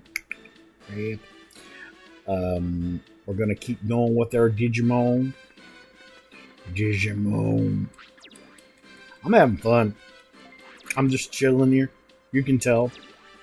When nothing bad's going on, I'm just in fucking chill mode, dude. This is the real me. This is the real fucking me right here. Just, fuck yeah, dude. Fuck yeah, dude. Hey, dude.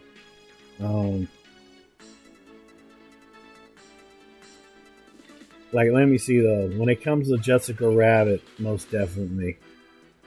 I just love the idea that one of her eyes is being covered by hair. I love that. I'm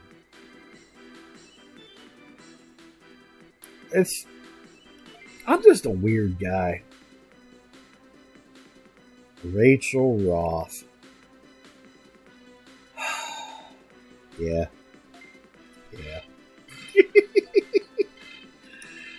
Oh my god, yeah. Nah, I got another one for you. Remember Boy Meets World? Remember Topanga? Dude.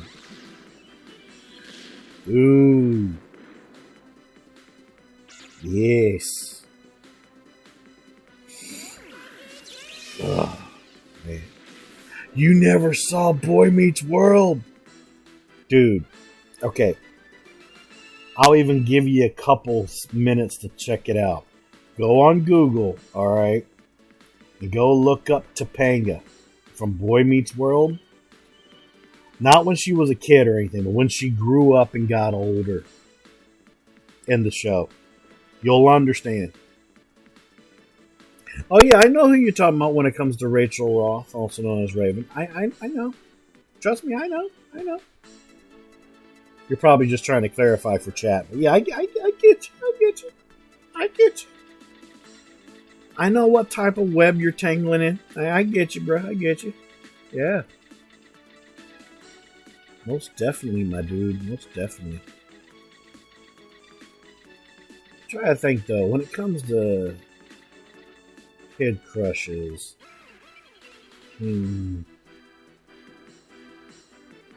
Okay, you'll think I'm really weird for this, but I'd say one of my first kid crushes I ever had when I was a kid was Lizzie McGuire.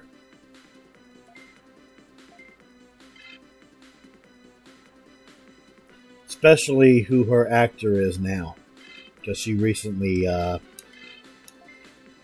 showed her new form very recently.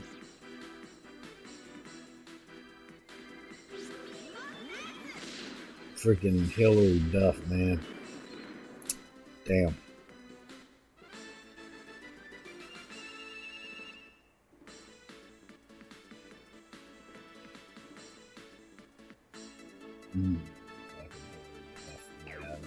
Fuck. Fucking hell, dude. I'm trying to remember any of my brother's crushes. Because he didn't have many women crushes. I already knew at a young age that he was into guys a little more. It's okay, Rumble, go ahead. I know he had a thing for Clint Eastwood. My brother had a thing for Clint Eastwood. Most definitely.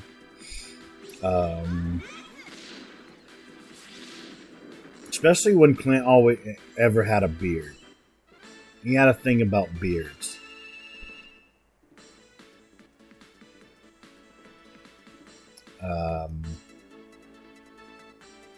To be fair, a lot of people had a thing for Clint. I mean, he's Clint. That's all you need to be said.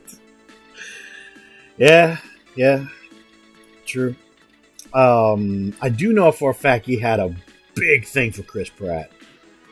He had a big thing for Chris Pratt. Let me see.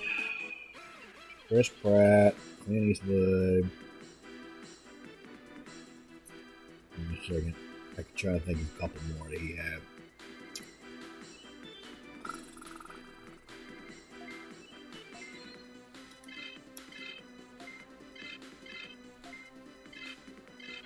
Oh my God, what was it? He kind of had a thing for Kurt Russell, but only the Kurt Russell in Stargate.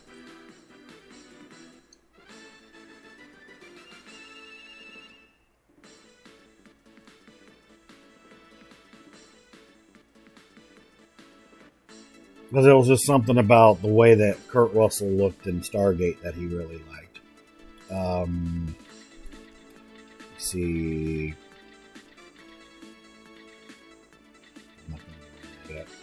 Let's see.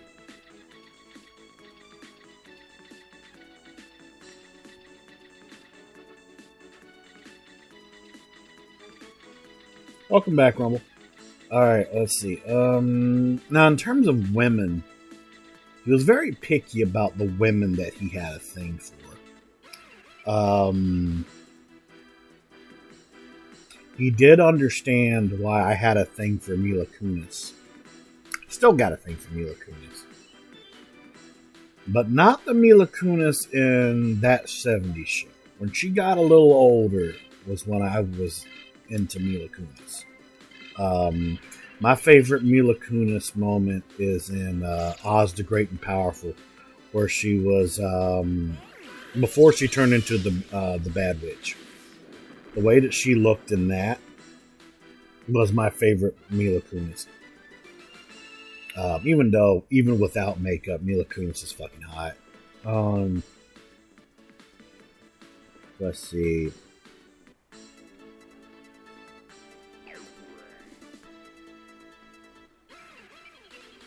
My brother did wish that he was younger so he could take Zendaya out for dinner. He did have a bit of a thing for Zendaya.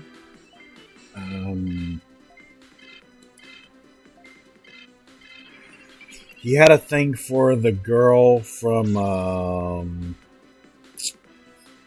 What's that show called?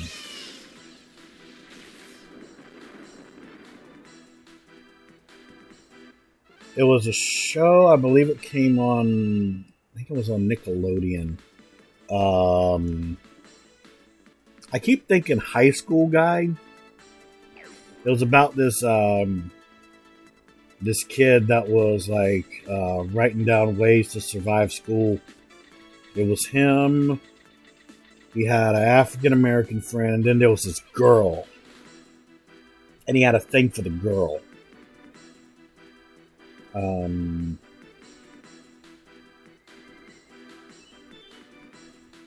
That's the only girls I can think of that he had a thing for. He mostly had things for guys.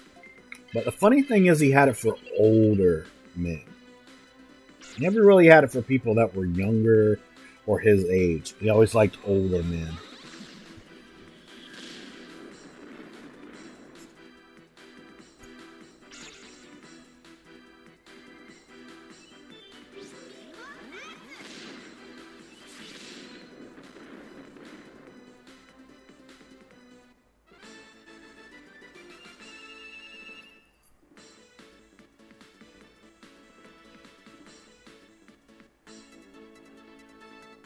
But yeah. That's that, though.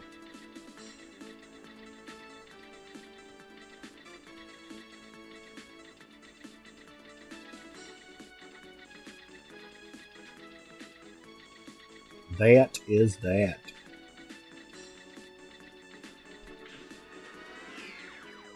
But there was a lot of weird shows that used to come on television.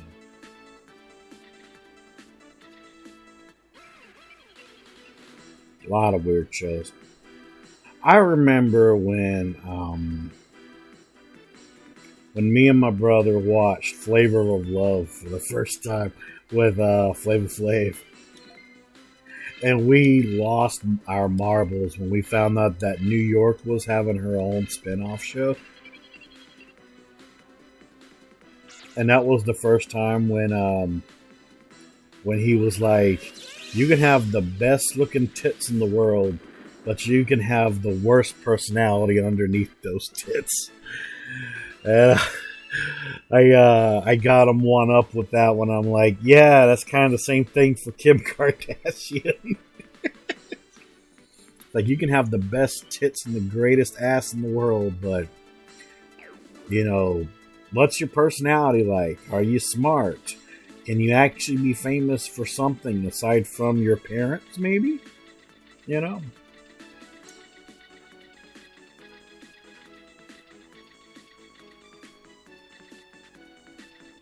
Crab man. It's a crab man. He's a freaking crab. Eat crab.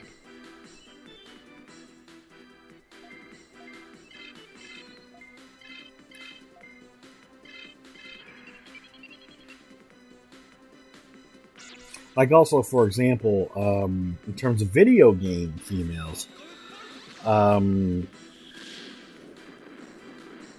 can remember a couple of my first crushes when it came to video games. In terms of Game Boy Color, some people might know who I'm talking about. Some people might not.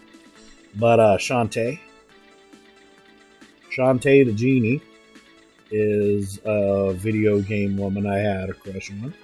Still kind of do. Lara Croft from Tomb Raider. Not Laura, as people just keep saying. It's not freaking Laura. It's Lara. Lara. Not Laura. Get it fucking right. That just it frustrates my autistic mind. It's like, her name is Lara, not Laura. Shut the fuck up. But yeah, Lara Croft was a first. Claire Redfield from Resident Evil 2 is another one I liked. Most people would go for Jill, but I went for Claire. I think it's the legs. I think it was the legs. See, I like old school Lara. I don't like the quote unquote new one. I just don't like her. I just don't. Oh, fuck your. I'm kidding. I'm kidding. I can't. But thank you, Shadow. Yeah, gotta do my grinds, man. Like I told you, if I was doing the Gold Hawks,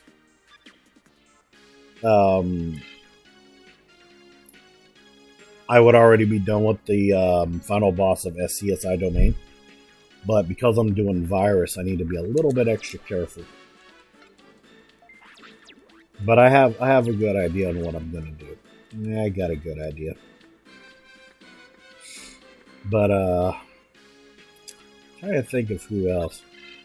Like I still have a thing for Shantae from the Game Boy Color. That's a beautiful little genie right there. Oh my god. Trying to think of some more people.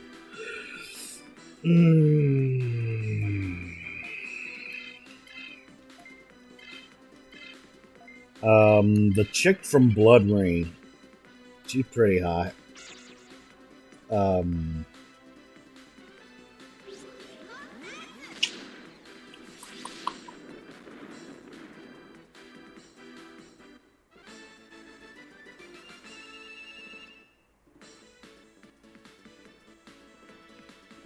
can really think of right now when it comes to games like that. Now, when it comes to anime, though, I know Shadow's ears probably perked up when I said anime. He's like, "Oh, anime? I know of anime." You'll probably think I'm weird for this, but when it came to anime, my first crush when it came to anime was Kaoru from Rurouni Kenshin. Just something about Kaoru. I think it was because she was a bossy woman. And she made Batosai look like a fucking weakling. But damn, yeah. Kaoru. Especially when Kaoru would get drunk on sake. I love that the most. But, you like the Doctor better? Oh, you like Megumi? Megumi wasn't that bad. I just really liked Kaoru. And then when it comes to like Sailor Moon, which I'm not going to talk about the English version. I believe that the English version of Sailor Moon should not ever be talked about. I had a thing for Jupiter. Well, I had a thing for Mars. And then I had a thing for Jupiter.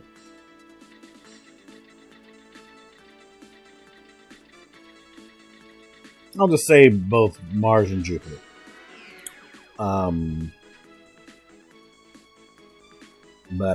Yeah.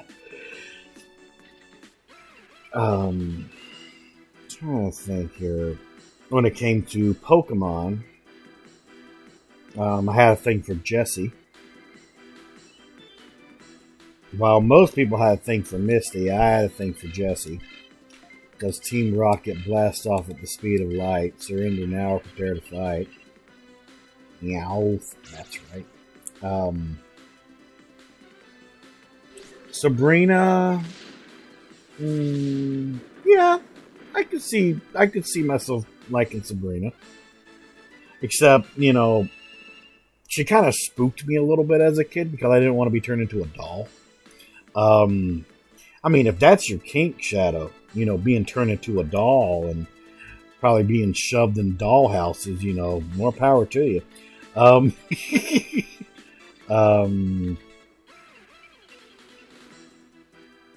yeah.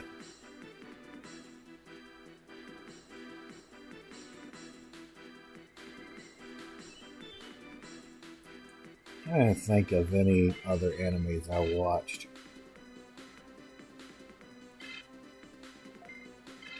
that had hot women in it. Can't think of any more on top of my head. Oh, the dominatrix type feeling she had? Yeah, I could see that. I just don't want to be turned into a doll and shoved in a dollhouse, you know that? It's kind of weird, man.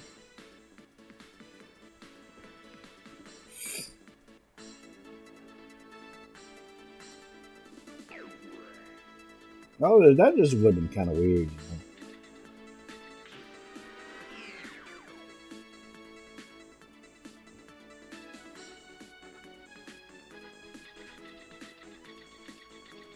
Let me see though.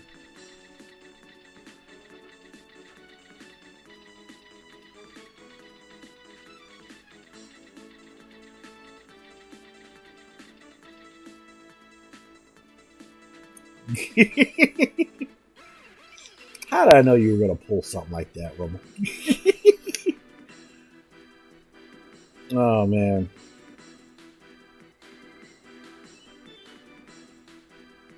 Gabumon. Gabu Gabu. Gabu Gabu.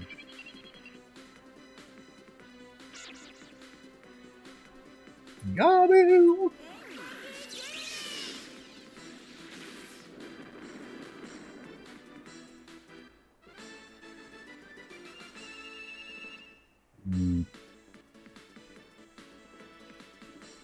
But I will say though, my standards when it comes to women has changed a lot though.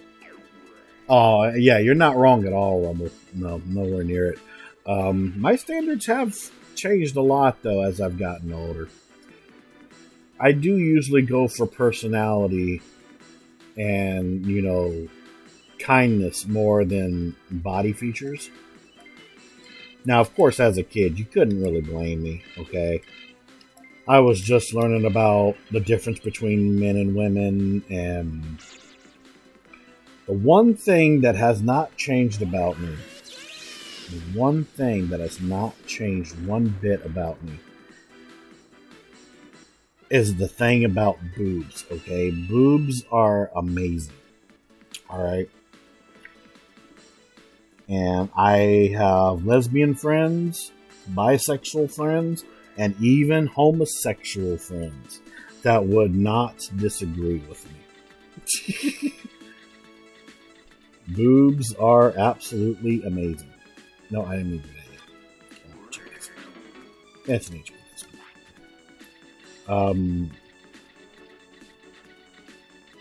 But yeah.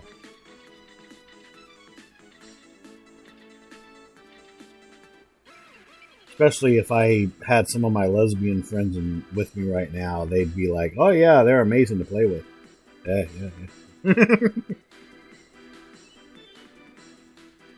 Plus, they come in different shapes and sizes, and there's never one pair that looks the same. You know, they all look different in some way. You know, some come in big, small, medium, things like that. You know, I don't even mind fake ones. I mean, there is a limit to how big, though. I would say that. But, you know, that's just me. Yeah.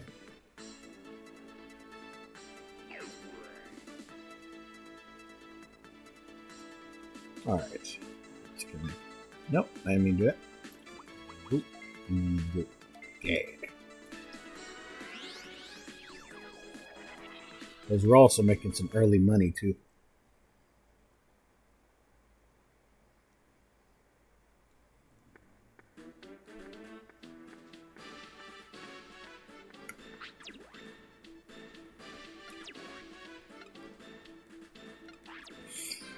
Yep, go ahead, Shadow. Let's save.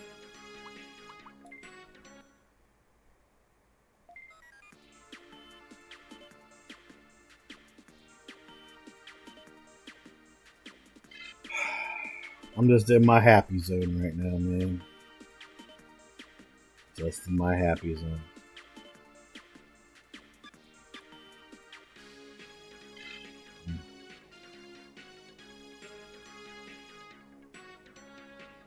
Just love it when I can play a game with no issues whatsoever. So freaking nice. It's gonna be fun putting this on fucking YouTube as well.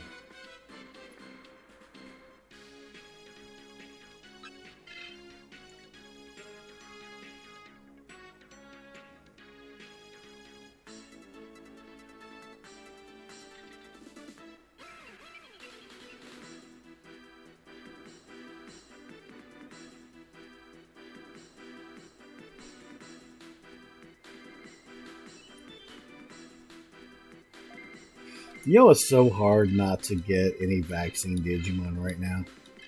Because, for example, I would totally go for the Biomon. Just so when I evolve my Agumon into a Greymon and evolve my Biomon into an Airdramon, DNA Digivolve both those motherfuckers and turn into Vmon and just start wrecking fucking out.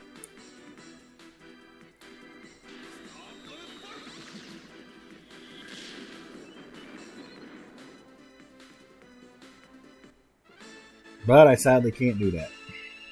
No matter how much I wish I could, I can't.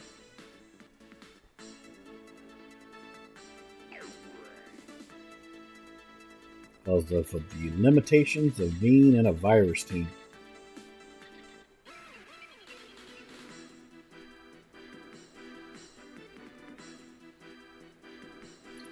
But don't worry, I got some ideas there.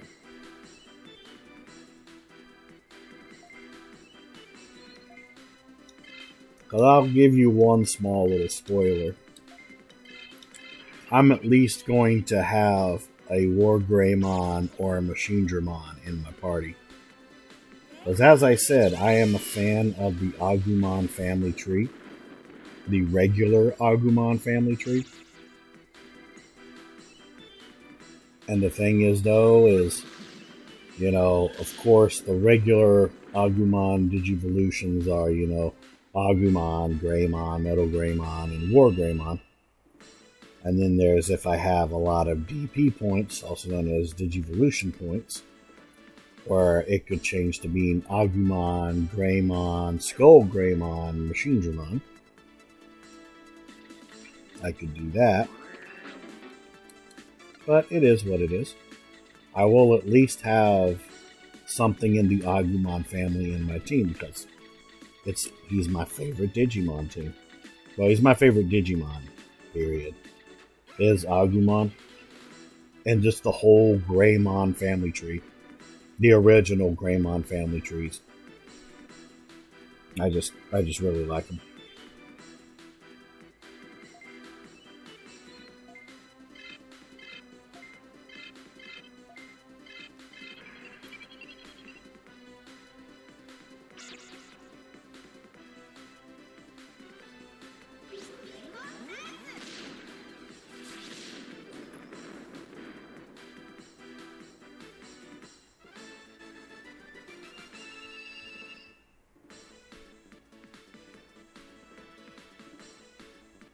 All right.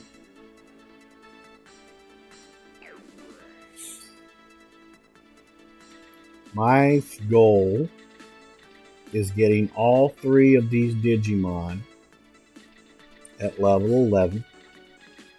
And when I Digivolve them, that's when I will continue deeper into SCSI domain. That is my goal.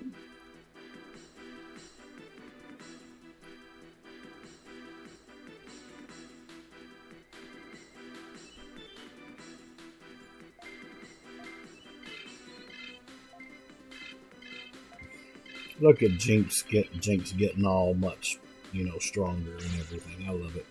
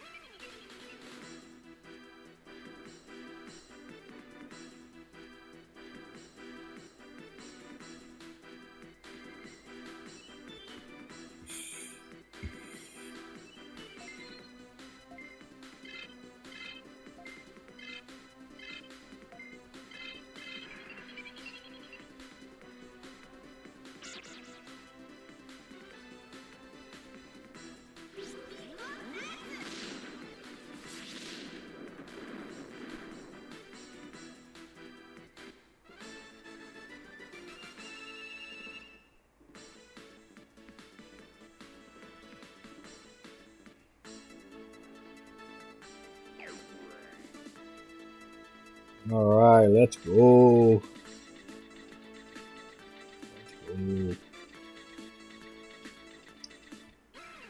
Let's go.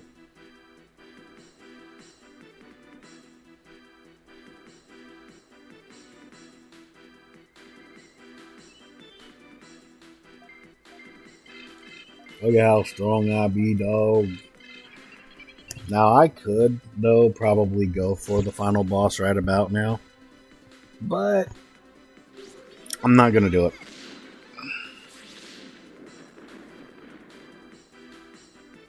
Oh, for my controller? I have an old PlayStation controller. So I just mapped the controls on my PlayStation controller. Because see, I have technically two PlayStation controllers. I have the one that I use for my PS4, and then I have one that I bought just for emulation. And the difference between the two is my PS4 controller has the little jack that's in it to where I can plug in my headset to do whatever in. But this controller that I use for emulation has no jack. I believe it was supposed to have one, but it just doesn't. So I decided, okay, because originally this was one I was going to use for my PS4, but when I found out that there was no extension jack in the controller, I was really pissed off about it. But now I was like, I could use it for emulation as long as I have an alternative way to put my headset in if I do stuff on the computer, which I do. So, yeah. It's a nice, analog PlayStation controller. And I like it. It's really fun. I do like how much more user-friendly DuckStation is, though. Now that I've been playing on it now, I like it. I'm so glad that I still kept my BIOS from EPSXE when I got rid of it. I kept the plugins just in case, but it didn't ask for any plugins. It just asked for a BIOS. And it runs much smoother. It doesn't have any speed issues. Doesn't have any glitches as far as I've been playing. It runs extremely smooth. And I'm very surprised as to why I never switched to this years ago.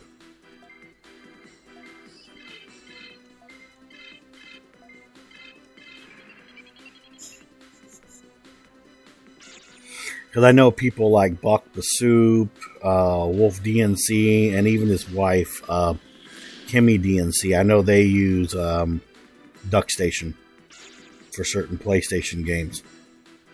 And I kept thinking to myself that I was like, it's too good to be true.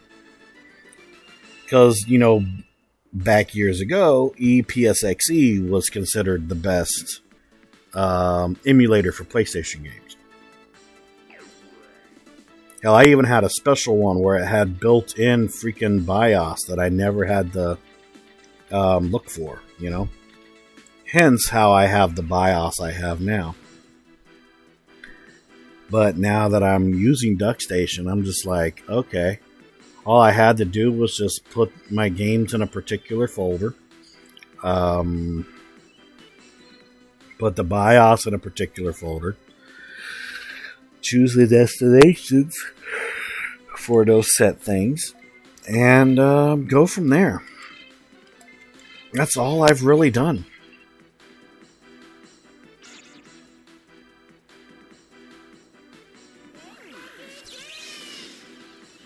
If that makes any sense whatsoever. If that makes any sense.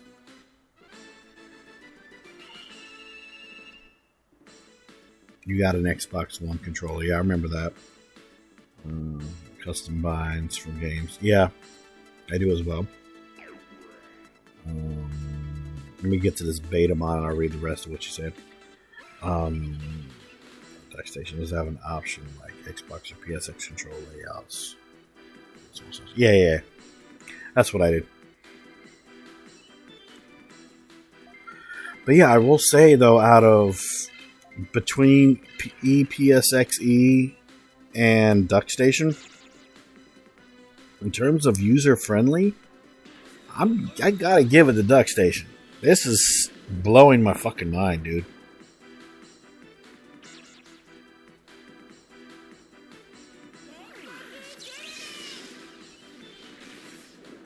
I'm just really surprised I haven't had any issues yet.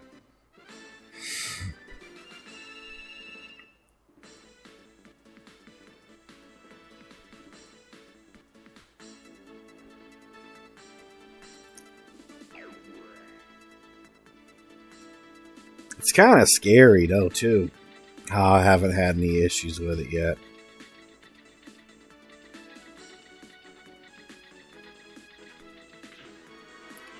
Because I'm used to something being too good to be true, if that makes any sense. But haven't had any cutscene glitches. I haven't had any slowdowns. Haven't had any massive pings. Or anything. What do you mean it'll blow over? What you talking about? What you talking about, Willis?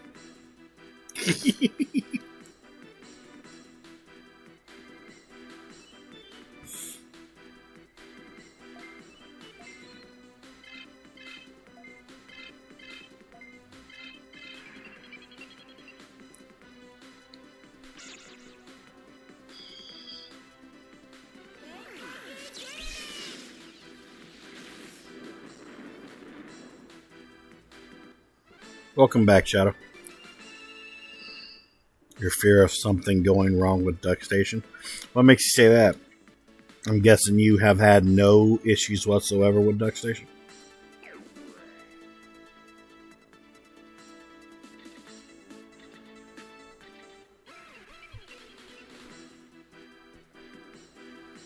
This honestly makes me want to recommend DuckStation to Shadow. Because it's that user-friendly. And I'd even send him all the fucking BIOS that I have. So he would never have to search for his own ever again. Because I have so many BIOS options to go with. It's not even funny. One really good test would be seeing if I could play Men in Black, the original PlayStation game, on DuckStation without any crashes. Because when I would try to do it on the EPSXE, it would have so many fucking issues. And the funny thing is, not only do I have an American BIOS, I have a Japanese and I have a European. And, you know, the Men in Black game is a European PAL exclusive, which is very interesting. See, it came out for both PSX and PC, but each one's a little different in their own way.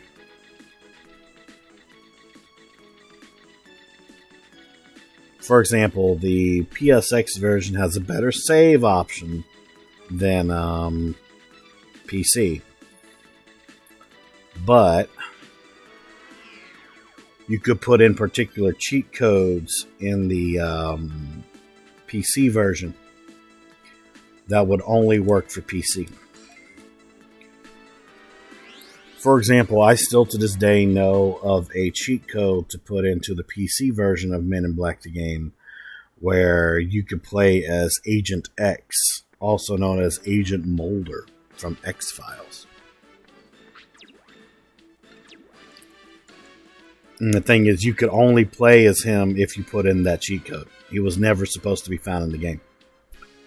And it's actually kind of cool. Because it always made me wonder What if Men in Black ever did have a crossover with X-Files? That would have been pretty fucking epic. Okay.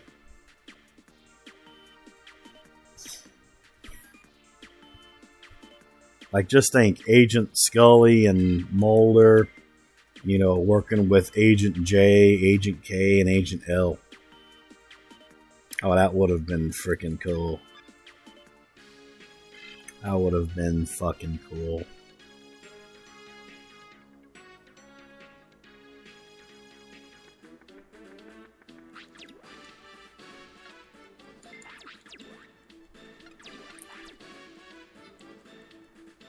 Especially like if they were able to tie in like when Mulder gets abducted by aliens and he disappears for a long period of time. They could have like done a crossover with Men in Black around that time too. And use the Men in Black to find a way to get Mulder back. That would have been freaking epic.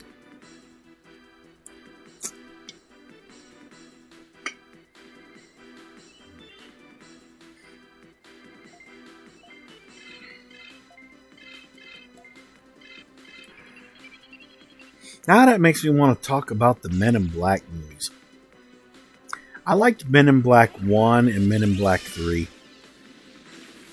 I didn't like 2, and I didn't like International. But then again, a lot of people are trying to make sure International is forgotten. Because it was absolute bollocks. It was terrible.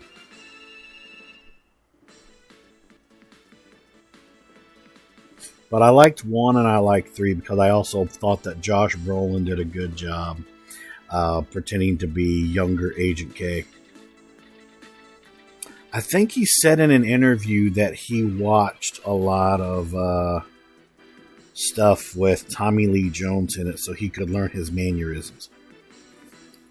And if what he said is true in that freaking interview, he did a great job.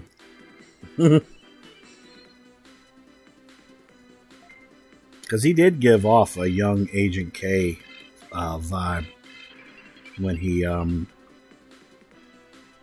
was in Men in Black 3.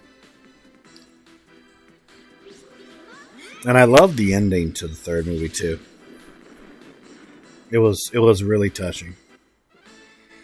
Shiny Pockets with the raid party of 8. Thank you so much for the raid. How are you doing? Can I get a shout out for Shiny Pockets, please? Hello, how are you doing? It's good to have you in. You were playing Digimon World 1? Oh my god, it's the immortal Wolf DNC. How are you doing, kind sir? And thank you so much for the follow. Much appreciated.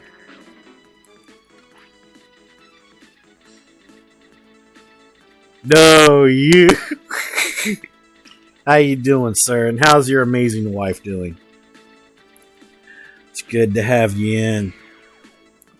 If you ever want tips on how to play Digimon World 2, sir, I am your man. I know everything about this game. By the way, you're doing great on your Digimon World 1 playthrough. I love it. Really? Can't wait to be there. I'm going to try and see if I can get into it. By the way, how was your fight with Machinedramon? Did you enjoy your fight with Machinedramon at the end of 1?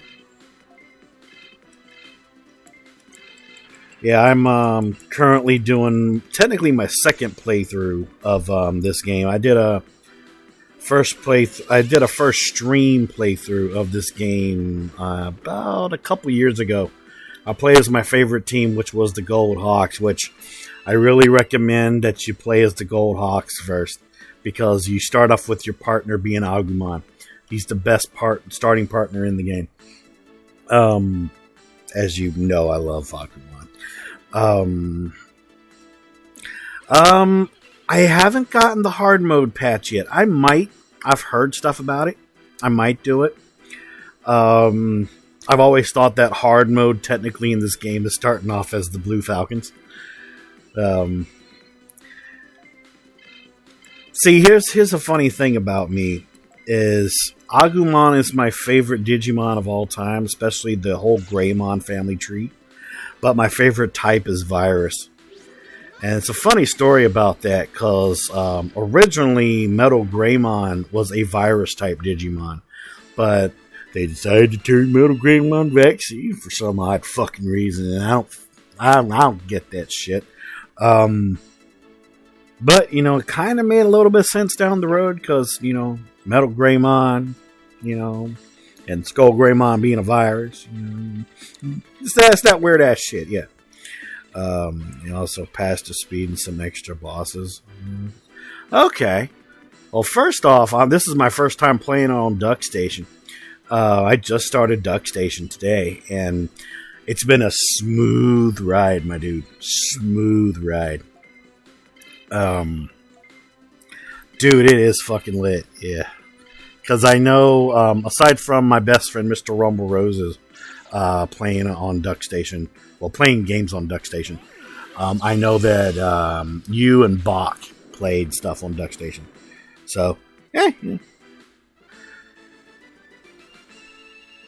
I don't think I have a retro account. I'm going to have to look into that. I might see about that. I'm just chilled, you know, just drinking me some nice coffee right now and talking about random stupid stuff with chat, you know, just chilling out, you know, chilling like an ice cube, but dude, chilling out like an ice cube. Yeah. But I'm glad you were able to pop in those shiny pockets. Also, it's a big blessing to have you in as well, Mr. Wolf. Always a blessing to have you in, sir. Always. If you're playing the game, might as well get the achievements. Yeah, that's true. That's true. Yeah, I'll look into that. I definitely will. Yeah, Hercules Kabuterimon in Digimon World 2 is pretty damn awesome. I just feel weird about him, about like his attacks and everything. Because he fights like a Kawagamon. That's the only weird part about it. Set myself up a little bit there.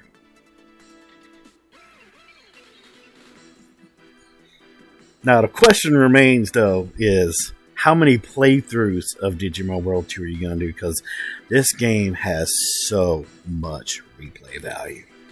Especially if you get the 3 special megas. I've done that before. It took a long time. Oh, I hope you enjoy it. The thing is, though, is you will have to focus the most on DNA Digivolution in order to get farther into the game and upgrading your Digitank and everything. It's a long game, but it's a fun game.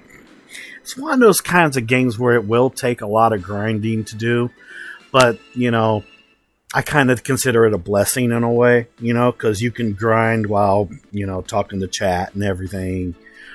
You know, I think of games like this as a way to, you know, connect more with chat, you know, talk to them more and things like that. You know what I'm saying? Because most people are so against grinding on stream and stuff, and I'm the complete polar opposite. I'm like, hey, I'll grind with you guys. I don't care. We'll talk about some random shit in chat. Hell, I might even, like, you know, get some nice bourbon or something out, and we'll call it a day. You know, like we'll just go deep on into the subjects and shit. It's one of those things, man. But yeah, Hercules Kabuterimon's not a bad Digimon. Like I said, I wish he was programmed a little bit better, because he just fights like a Kawagamon or an Okuamon, depending on which way you want to look at it.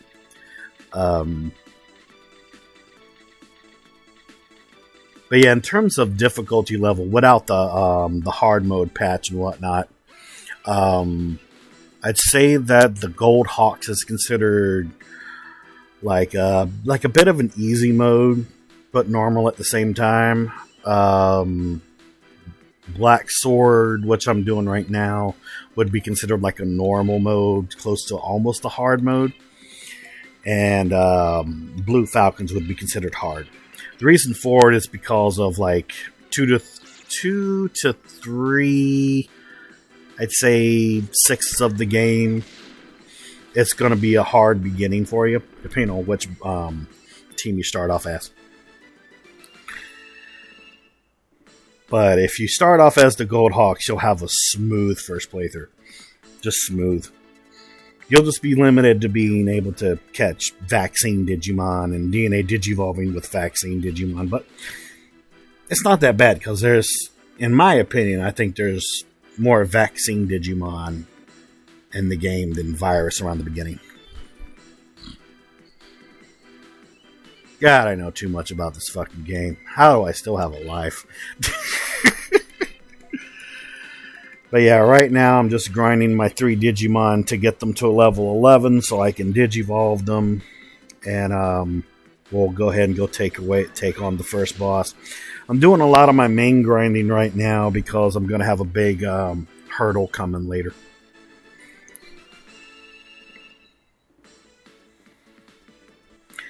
And also, one big tip for you when you play Digimon World 2, save a lot. Because if you die in this game, you'll have to start at the very beginning if you didn't save. I've seen a lot of people in the past rage quit because of that. They would forget to save. But I think you'll do fine. You'll do just fine. Alright, let me get out of here. Okay.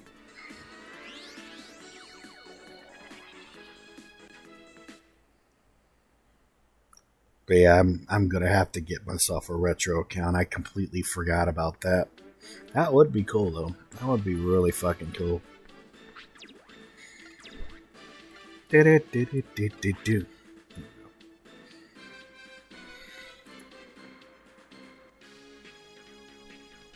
Well, sadly I don't stream on OBS or anything like that. I stream on a service that I bought on Steam called Action because I don't like OBS. I've always had issues with it. I'm gonna save there.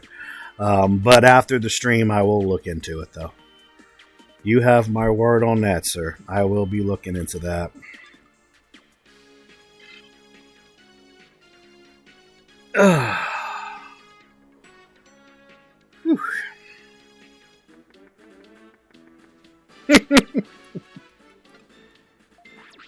Yeah, I'm going to be excited when you start your playthrough, man. I really pray you start with the Gold Hawks. Because Agumon's a great freaking partner. He's never let me down. Oh, I misclicked. It's okay. I can get back in there in just a few seconds.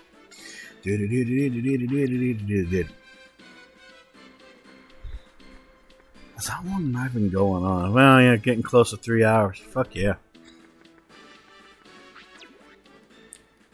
Yeah, this is another one of those long streams. I want to try and see if I can go on to about like 4 hours if I can, if I don't have any issues.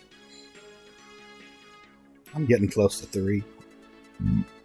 See, this is one of those types of games where, you know, when I have no technical difficulties or anything, I'm just chilling, man. I'm just laying here with a fucking controller in my hand, you know, drinking some nice coffee, you know, just chilling like I'm on fucking cloud 9, man. I got no fucking worry in the world. I'm just like looking in the back of my head, being like, okay, what do I got to do now in the game? Okay, I'll do this. I'll do that. Get myself ready for the big fucking hurdle on the way. Fuck yeah, dude. Let's go. Is there any Digimon on this fucking floor? No. Okay. Let's go to the second floor. Let's go. Alright.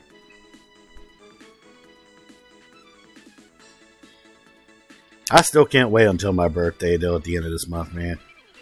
Gotta fucking see if I can get high into the clouds and drunk as crazy and play me some fucking Bloodborne with people. If anybody comes out. It'd be nice to do all that shit.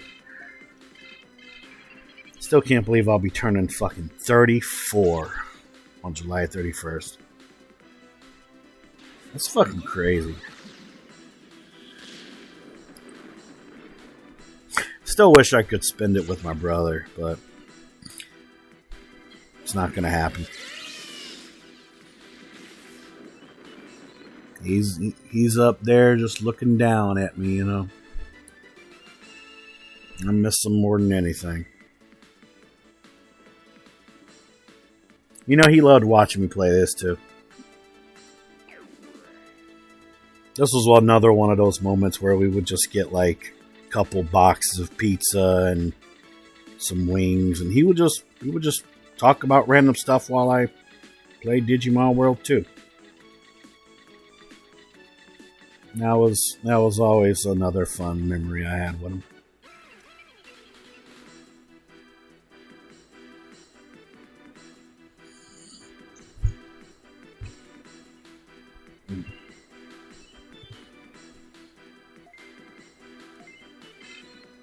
Alright.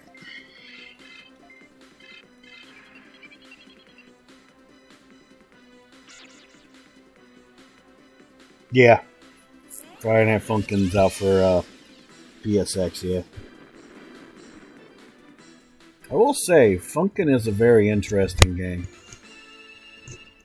Has like the feel of Dance Dance Revolution in a way.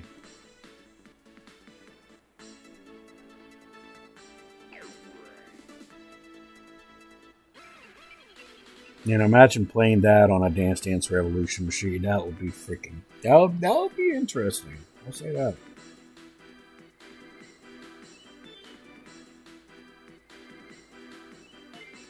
Yeah, your feet would probably start hurting to rumble. That would take a lot of precise dance movements.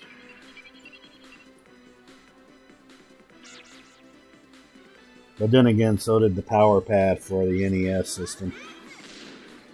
I still have my power pad for the NES. I still remember playing World Class Track Meet on that motherfucker. I'll stick with your controller. Yeah, I get you. I get you. I get you.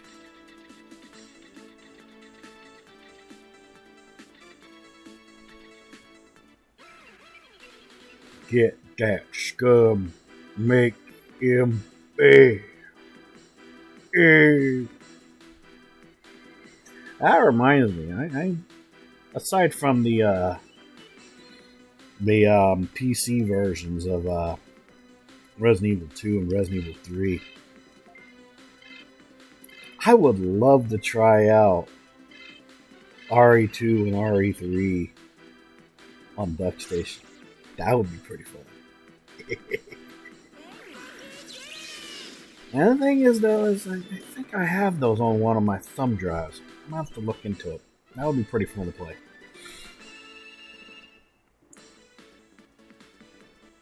Yeah, I remember the Hypnos Lullaby mod. What about it?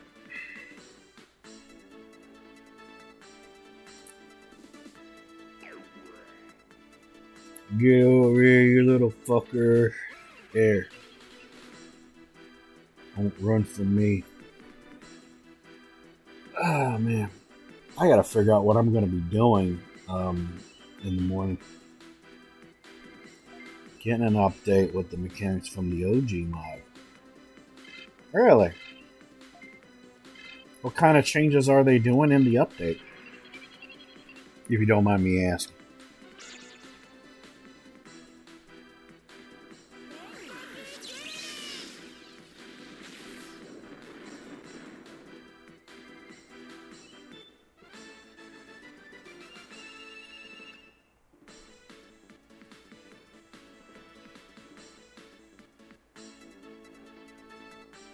see.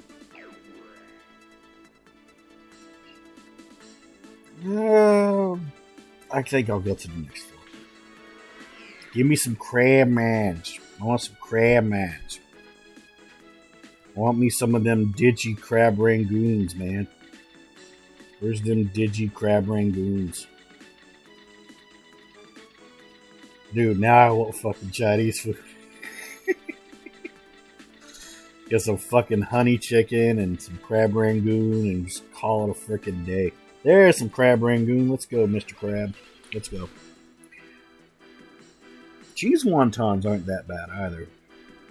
But damn, though, I missed me some damn honey chicken. Oh, man. My brother likes sesame chicken, which is basically honey chicken with fucking sesame seeds on it.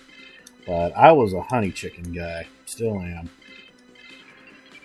That's a great freaking thing of chicken right there, man. I'm telling you. If you never had honey chicken, you never lived. Because when you get it cooked the right way, not only is it tender, but it's got the nice little honey glazed sauce on there. You know, it's sexy. It's sexy when you get it on your fork, and you can just taste the seasoning and everything. It's fucking perfect, dog. Fucking perfect. But I also like having a nice side of crab rangoon on the side too. Because crab rangoon. I need to quit talking about food. I'm probably getting people hungry and shit.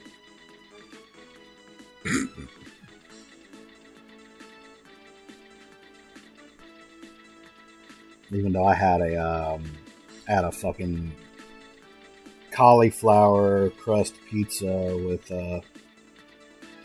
pepperoni and all that shit. Put some garlic powder on there because actually garlic's good for you. Hypno's going to do this pendulum thing. Victims. Missing Mill's going to fuck up. Oh, I love Missing Mill. One of my favorite Pokemons that's not supposed to exist. Oh, there we go. Alphabet for that one Pokemon. Controller input. Okay. That's not bad. That does not sound half bad for an update. I'll have to see how you play through it though. Because, you know, sometimes not all updates are good for particular games. Sometimes updates can make a game fucking worse. And I know that by fucking experience.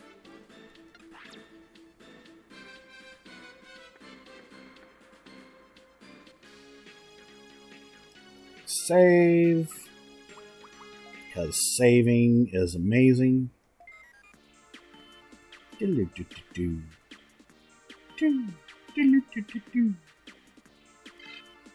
we go. Alright. I'm going to go back out there and go kick some more butt. And then when I'm done evolving at least my main 3 Digimon, I'm going to go and whoop the boss's ass. But because I did all this grinding now, we'll just be able to run through the next domain and shit. We'll be keeping the previous build regardless. Oh yeah, most definitely. Most definitely, sir. Most definitely indeed. Get over here, you fucking taper. Yeah.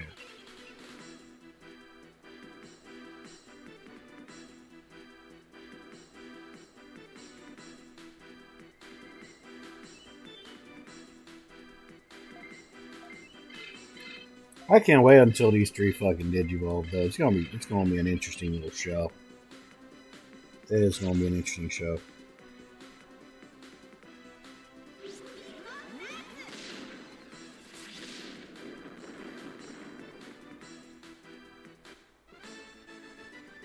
Yeah. Doing that shit, man. One more will get him to level 10. I just gotta get them to level 11.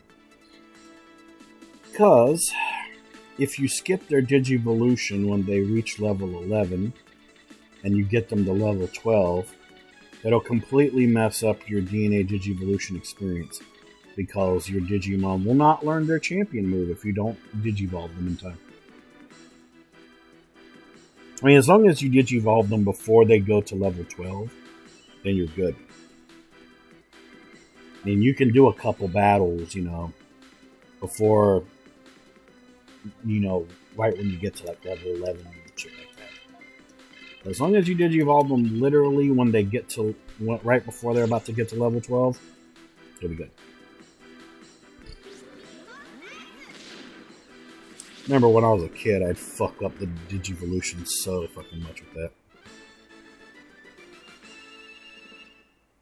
I think that's only 4 Ls, not more.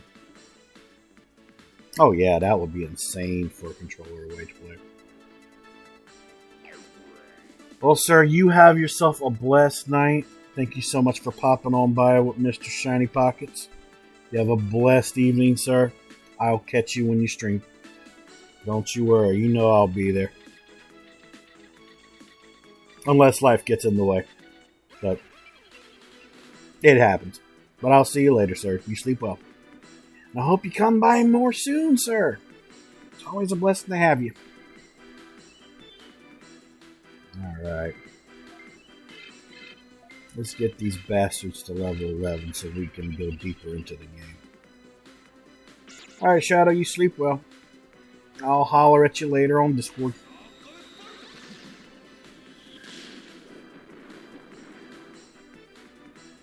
Let's go.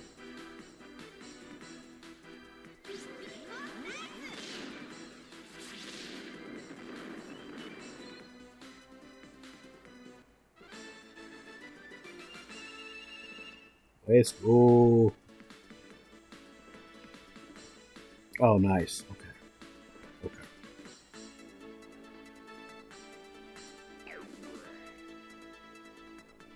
I was looking at their EXP.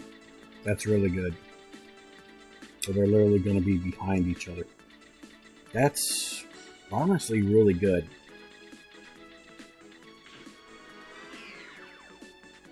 That means if I play my cards right, they will be one battle behind each other. And they'll be able to Digivolve around the same time. Keyword around the same time. Won't be completely impossible.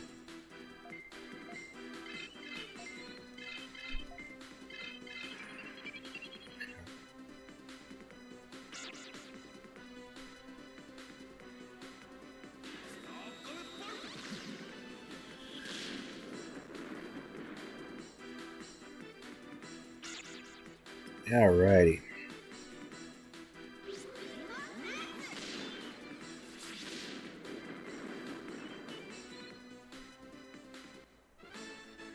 Down, big boy.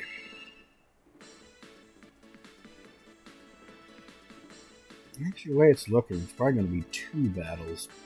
But, it's not that bad. That's really not that bad, to be honest.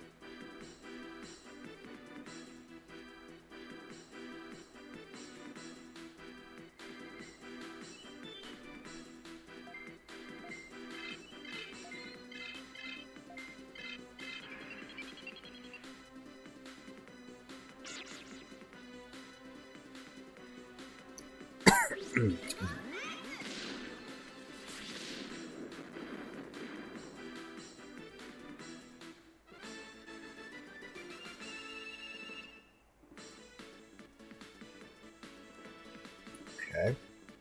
Snow Gugurymon's at 10. Perfect. This is all going by very, very good. I'm not going to say I'm surprised, because I don't really get surprised that much in this game. Like I said, I know too much about this fucking game as it is, but I still get excited when I play this game. It's so much fun. Such a great chill game, That's why I do get excited when people have their first playthroughs of this game and they put it like in their title and shit. That's so much. That's hilarious.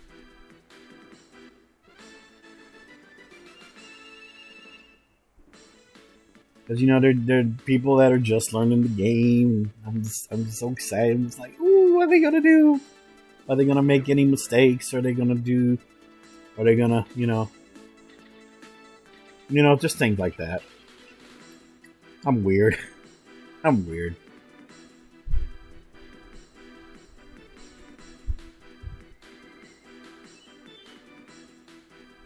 Oh, just you wait till you see the regular Gaburimon. He's like an ogre. He's like a green version, and he holds a bone club.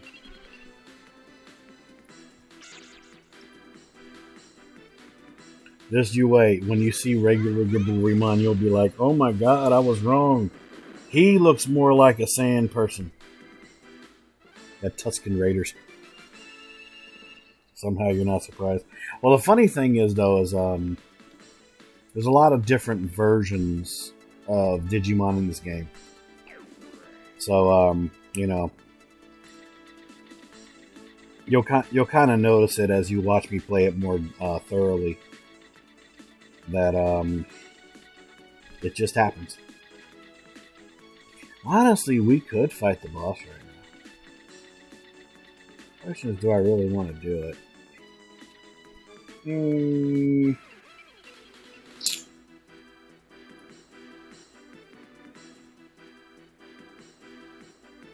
I might. Might just be like, why not?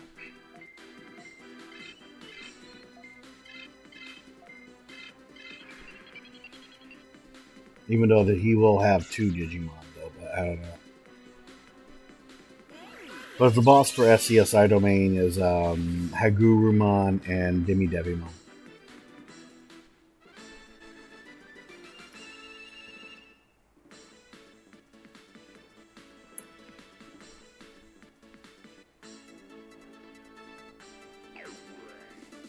I might do it. Hello, Marina. How are you doing today? Welcome to Retro Friday. Welcome to the year 2000 of the PlayStation era. Yeah, I might fight the boss.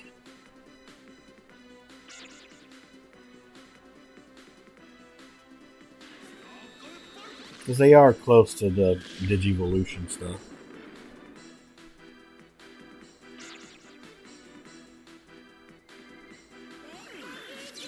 Oh yeah, I absolutely love Digimon World 2. See, Digimon World 1 is an epic game as well. I'd give that about a 9 out of 10. Digimon World 2, however, is a 10 out of 10. Because, well, even though I know a lot about Digimon World 1, I know just about everything for Digimon World 2.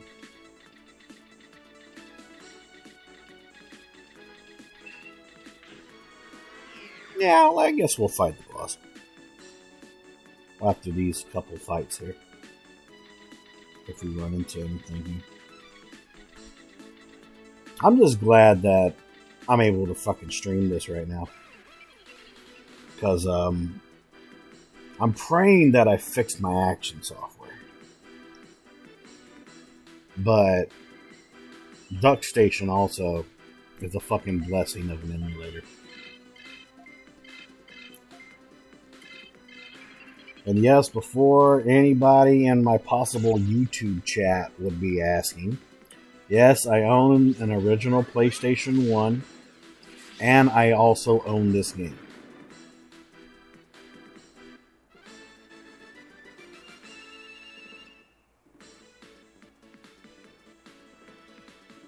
So yeah.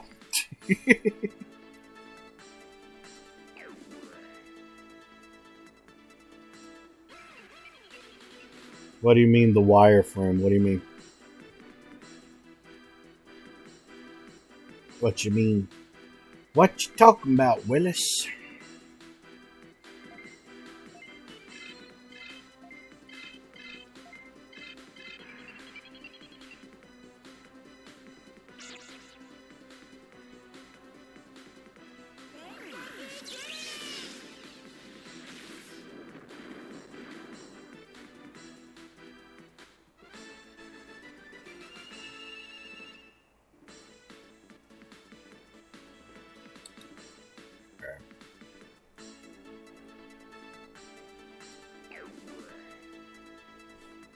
Oh yeah.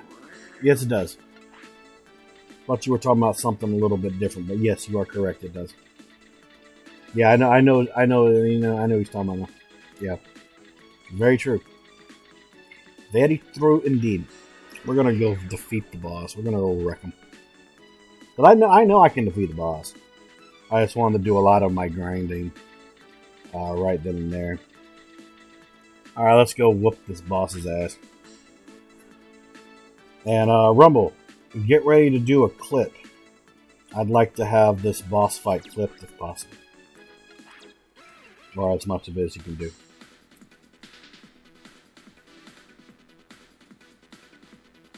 God, I love this music. Oh, yeah, that's right. He doesn't have a Digimon. Wreck this beast. I think I was thinking about his wild form. His wild form is a Hagurumon and a Demi-Devimon.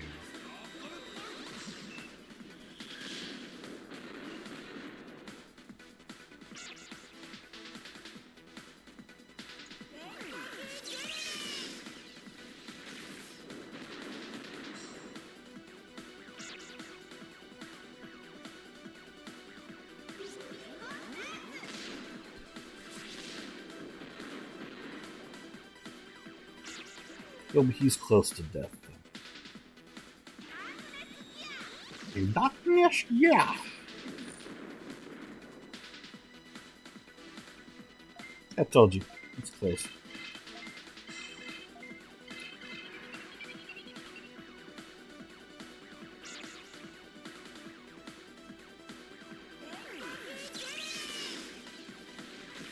Wazam. Let's go. Let's go. Yes.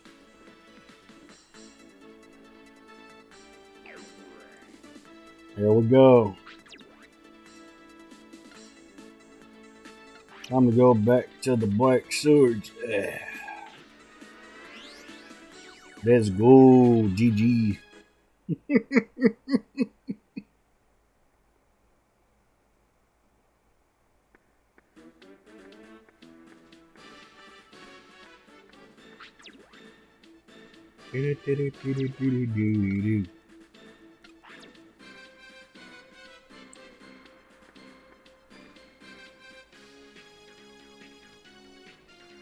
First off, let me save.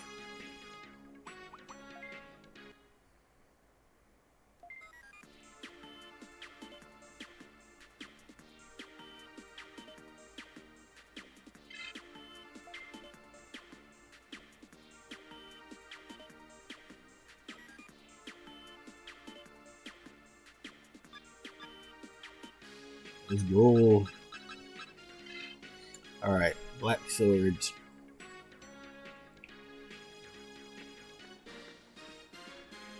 Oh, the music, man.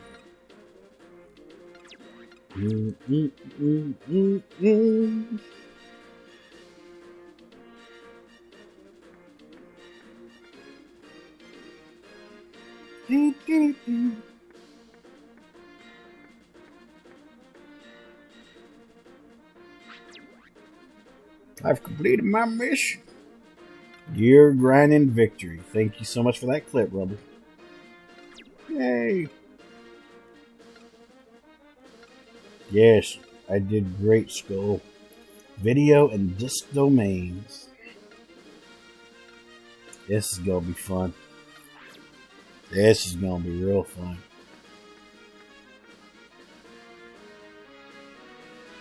And of course, my two rivals are gonna be here to spoil my fun. Blah, blah, blah, blah, blah, blah. Nothing against the story. I love the story. I already did my first streamed playthrough of this. Aside from the fact that I played this numerous times as a kid. But, you know, when I did the Gold Hawks, I was really deep into the story. I already know what happens and all that. That's not that I don't care about the story. I'm just really into my Digimon right now. I'm just like, let's go. Arrival. I'll do my best to win also. Alright, let's do another save, because I like to save in this game.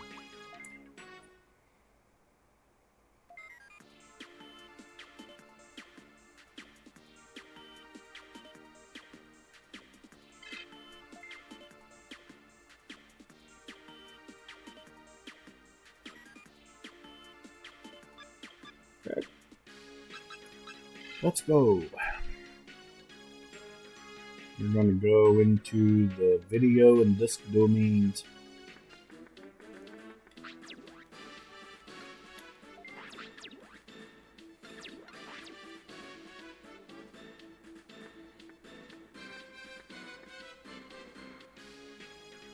Let's try disk. We'll go in here and have some fun. Look at all those Betamon. Don't run from me.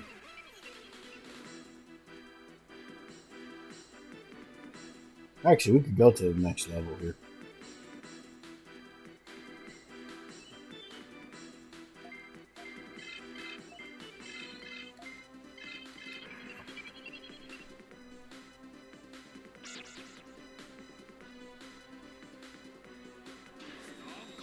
Because I believe it's either the next mission or the mission after is going to be against Metal Greymon. And I would like to get myself ready for that, because that's going to be part of my little master plan, is getting that wild Metal Greymon.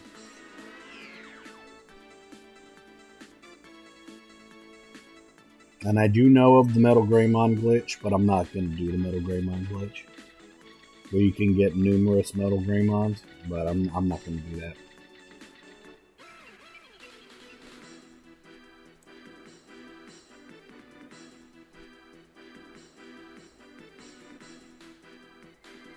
There you go, Rumble.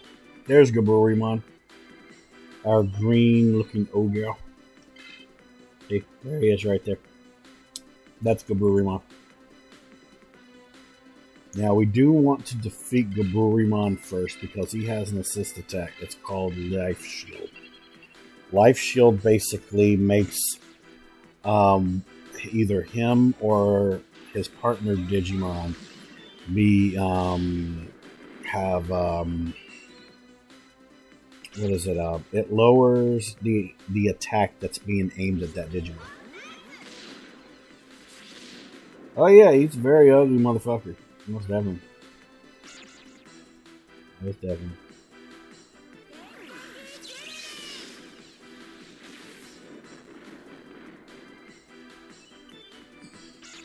I will probably end up getting a Gaburimon though, just to play around with the idea. Because he digivolves into a Hogamon. No, wait, is it Hogamon? Yeah, I think it's Hogamon. And he has Pummel Whack as his attack.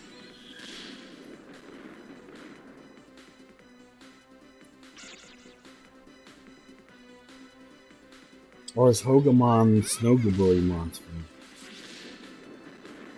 No, Ogremon. Ogremon is Gaburimon's Digivolution. And Snowgaburimon's is Hogamon. Because Hogamon's the ice form of Ogremon. That's right. Now I remember.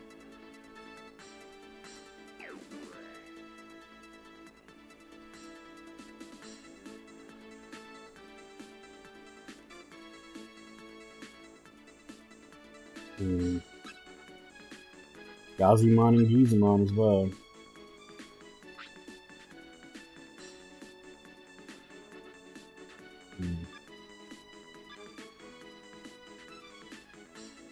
Let's test something.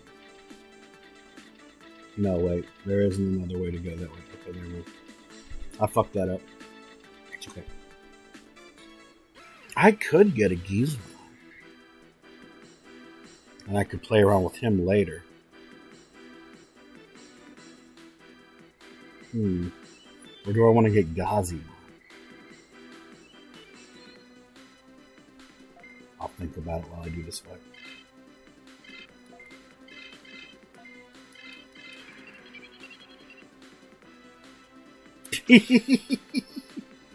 I know, right? I know. Amon.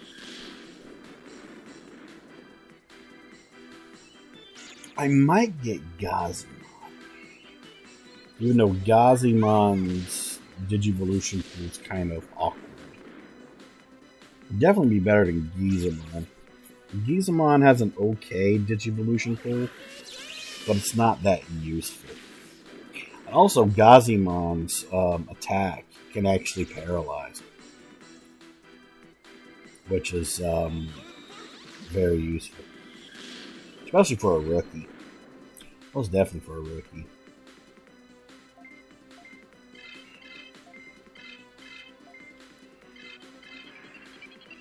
So I might try and get myself a Gazimon.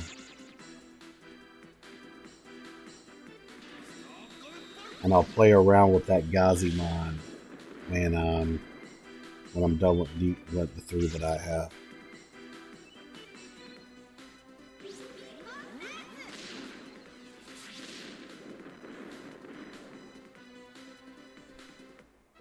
Because I'm thinking about different attacks and everything. Because I will be doing a lot of DNA Digivolutions with Digimon.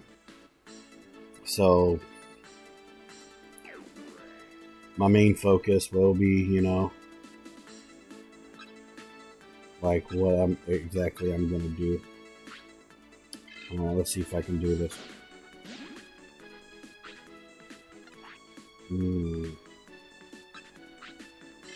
This is gonna be a little iffy. Okay, never mind.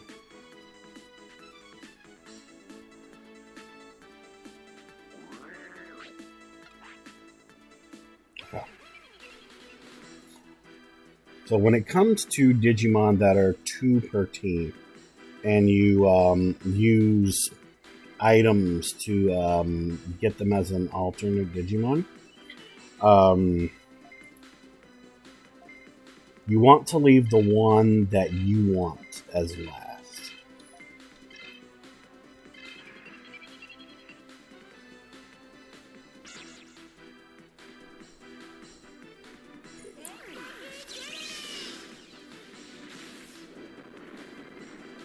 I think I can hold 4 Digimon in my tank. 3 on the field, but 1 in the tank. I think I can.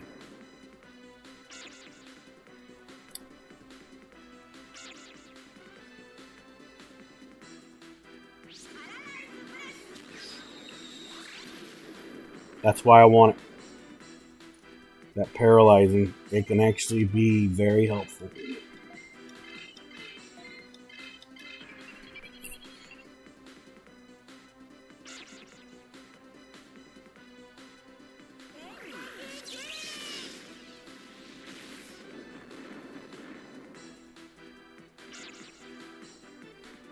Paralyzed.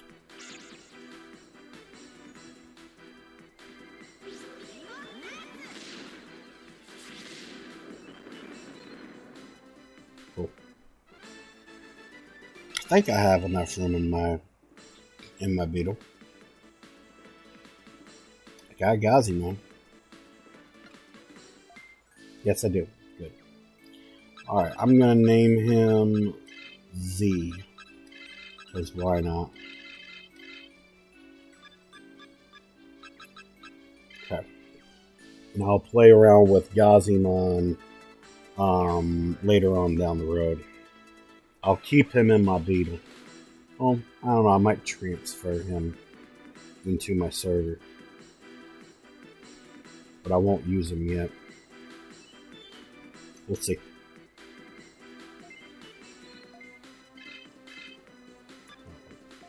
Wow, attack the Gazimon. Okay. I'm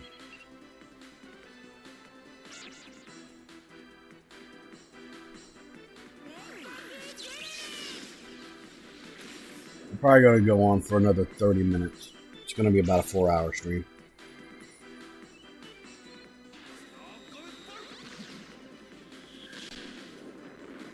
Or around there. So.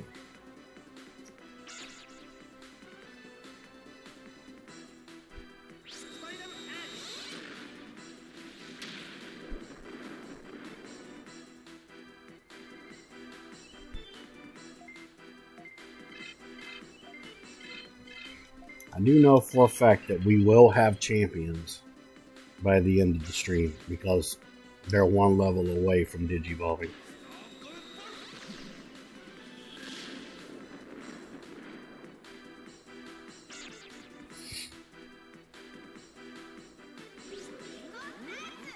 I'll just be happy to get rid of Digimon. I'm not a fan of his rookie.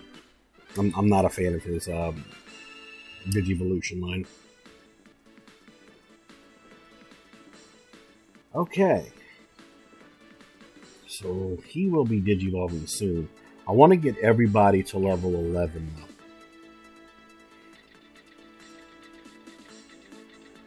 But I want them all to Digivolve around the same time. That be me go.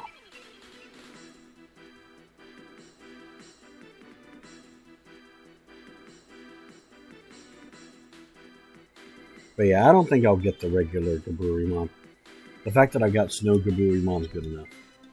He won't have Life Shield, but you know, I'll be able to get much better news. Especially when I run into Dokunimon. Oh man, I remember how much invisibility, the attack invisibility, was saving my ass around the end of the game. I would love to have all of my Digimon learn invisibility. That would be pretty funny. Or at least 2 of them have invisibility. Because when you have a Digimon that has the assist of invisibility, it can only target itself though. But here's the funny part about it. If you keep it in check, opponent Digimon will not be able to target any Digimon that has invisibility unless they have a group move. If they have a move that attacks all Digimon on the field, then yes, it will hit that Digimon. But not single moves, which is pretty cool.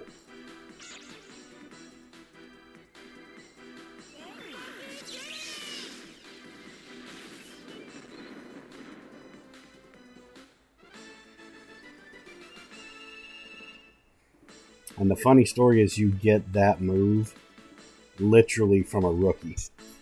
And that's so weird. Another move that I know I'll be getting from certain virus Digimon will be from Soulmon. He has a move called MP Magic. I mean, not MP Magic, Necro Magic. And the thing with Necro Magic is if there is a Digimon that is fainted on your opponent's field, you'll be able to take their MP off of their body and use it for your own. It's such a useful freaking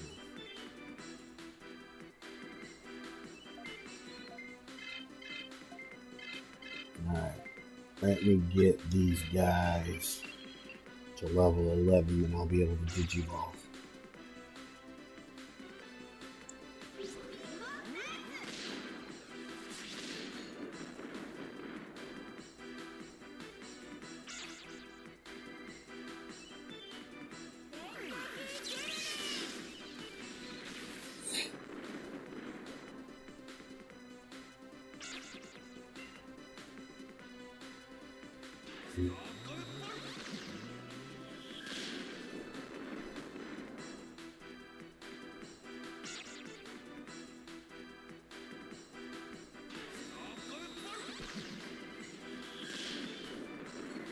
I will say though that the Gaburimon family is interesting when it comes to their Digivolutions. I will say that.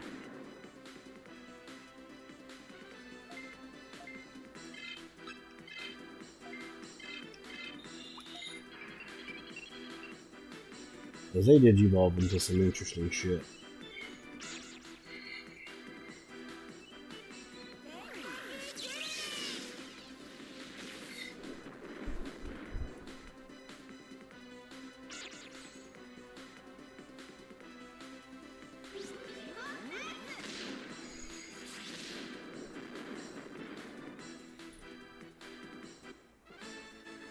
Yahoo!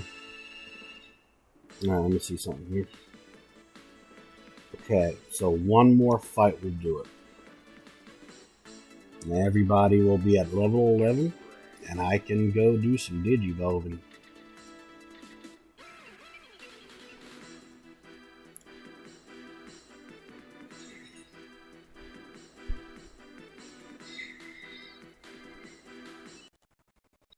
Oh, I had a slowdown there for a minute. That was weird. Okay.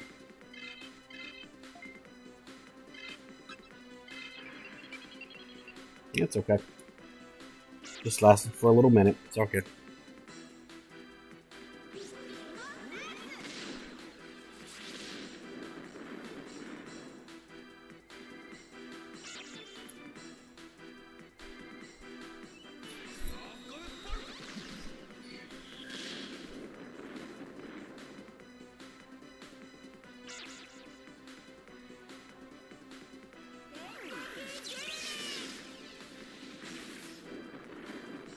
Is everything still good, Rumble?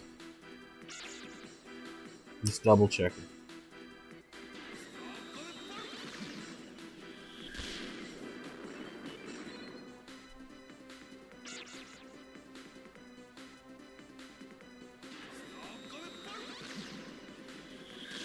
Stop aiming at my boy.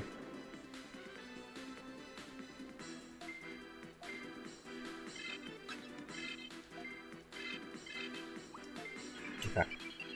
Cool.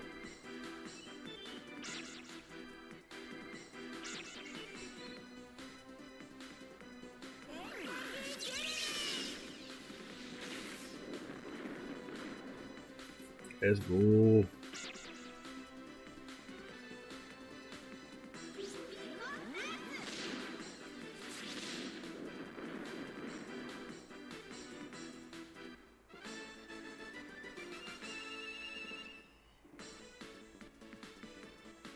There we go. Alright, let's go home.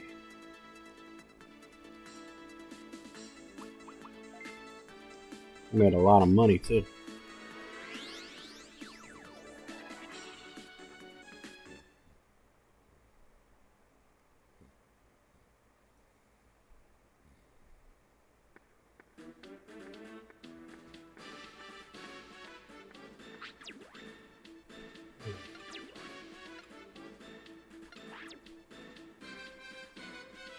And as always, I will save before I go do what I gotta do.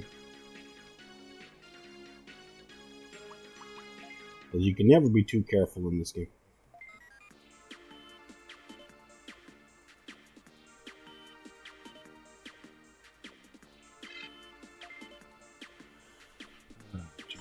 Coffee.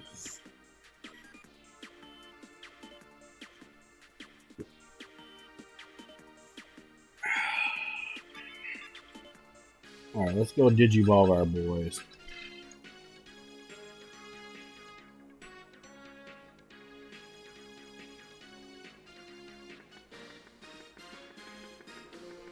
I will say I love the Digivolving and DNA Digivolving system in this game. There's a Digimon! But it's not my Digimon, it's just the mascot. Ice Digimon. Yep.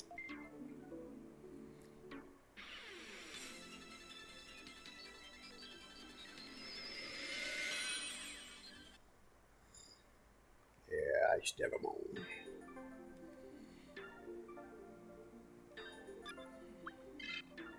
D-Tyrannomon. I like D-Tyrannomon, he's cool. Yeah, look at that motherfucker.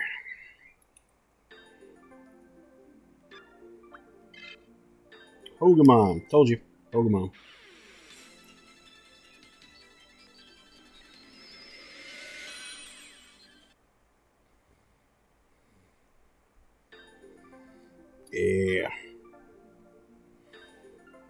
And also, if you ever want to try and preview what certain Digimon will turn into if you DNA Digivolve, you can only do DNA Digivolution from Champion to Mega. Well, Champion and higher. So, like, for example, let's say I wanted to DNA Digivolve Ice Devimon with Togemon. That would turn into a Gazimon. I'm not interested in that. Tsukaimon would be very interesting, though. But I don't know if I will or not. Gaburimon. I'm definitely not doing Gaburimon. But D-Tyrannomon is a very useful Digimon.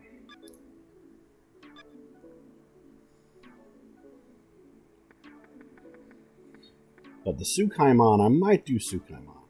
Might. Because there's certain things that can come out of the Tsukaimon Digivolution.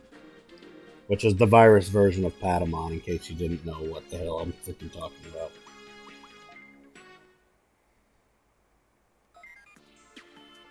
Save, we're going to go back in.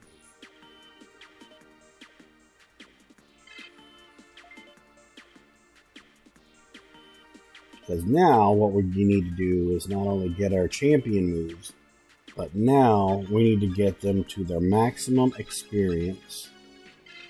And then that's when we do some DNA Digivolution stuff. That's the only way to make certain Digimon stronger. And we do want that. Because to be honest, I don't think it's even possible to beat the game with just champions. I don't think it's even possible. We'll go to video this time. And I'm not going to be one to try that.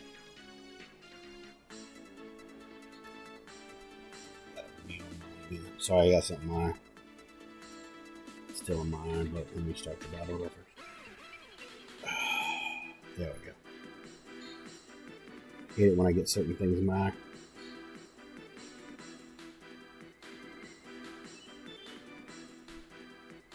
Look at this beautiful team.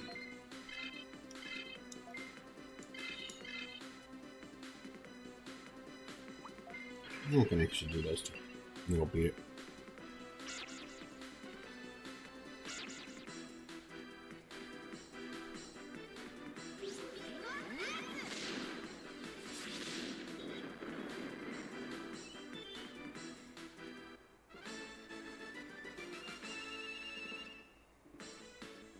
Oh.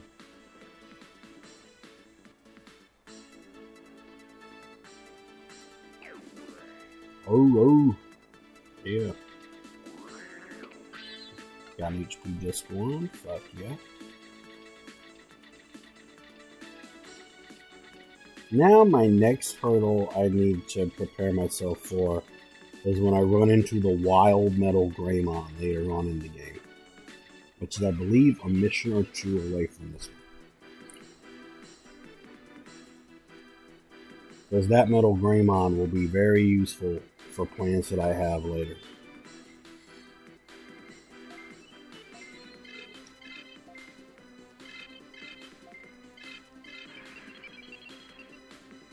Because as I've said before, I'm at least going to have something from the Agumon family in my party. No matter if it's vaccine or virus.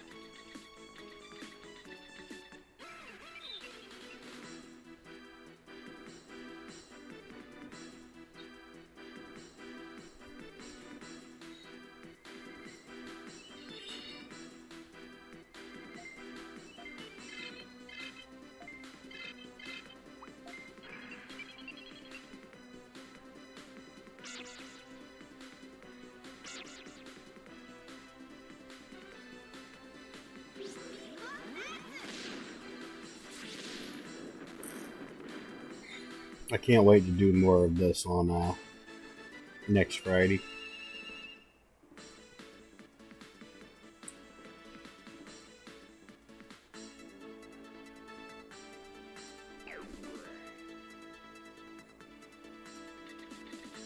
I've been having a fucking blast, man.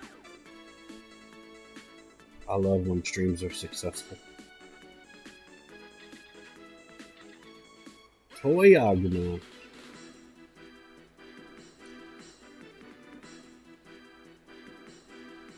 So that means I will be around the the Digimon Center trade of Toy Agumon for Snow Agumon. But sadly, I can't do it. Because I can't get virus type Digimon. I can only get virus type Digimon. I cannot get vaccine.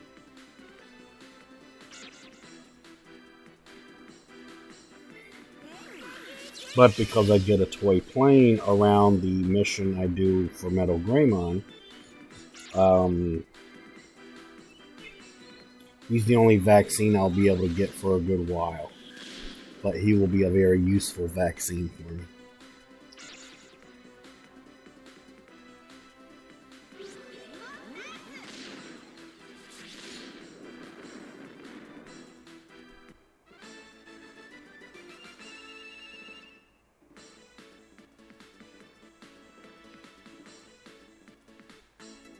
And also, like I said, I'm not too worried about grinding right now. Because I've gotten them to Digivolve. I just need them to learn their attacks.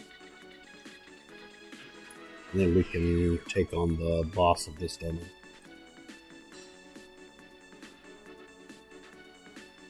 I think this is Tapermon and Biomon?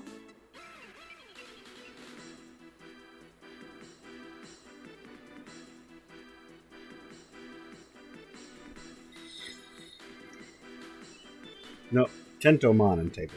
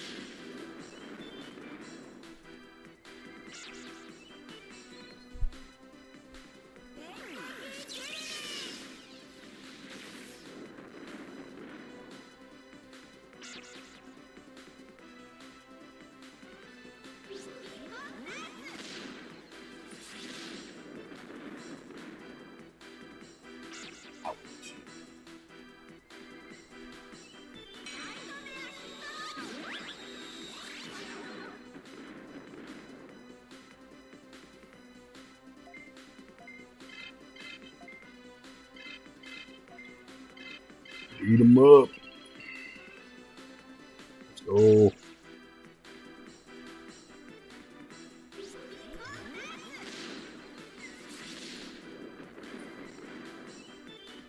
Okay. I didn't expect that much, but okay. I'll take it.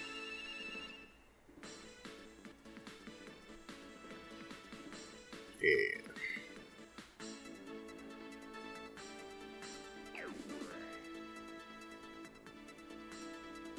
Alright. Let's find the portal.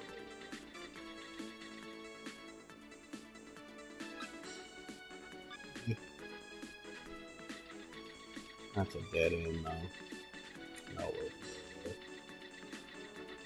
we got the yellow acid. We'll do this one.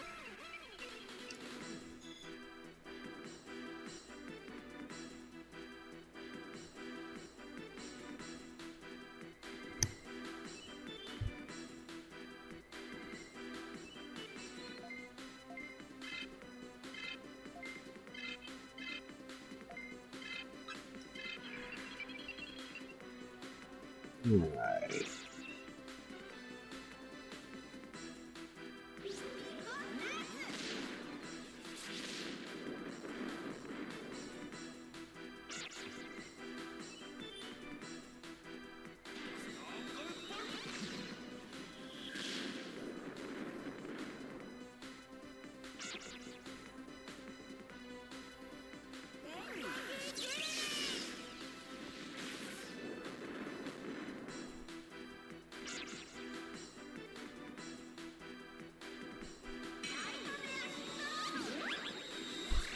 Hello, Nana. How are you doing?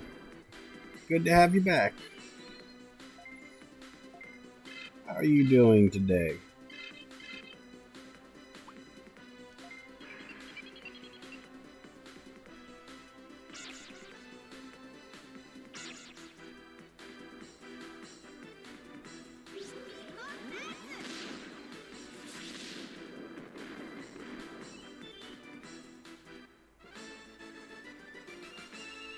You just woke up? Well, welcome into the living. I've been okay. Just having fun with this game today and stuff. Finally got my PC recording software working. So that's some good show. Alright, let's kick this boss's ass. There's 2 ways to go.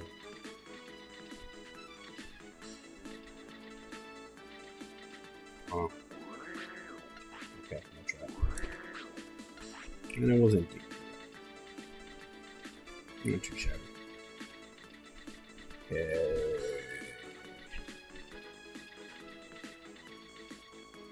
Grass.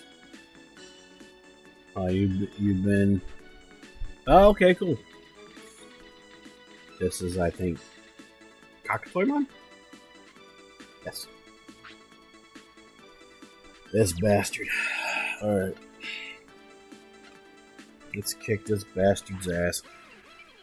Rumble, you'll know what to do when this battle's over. It's time for us to fry a chicken.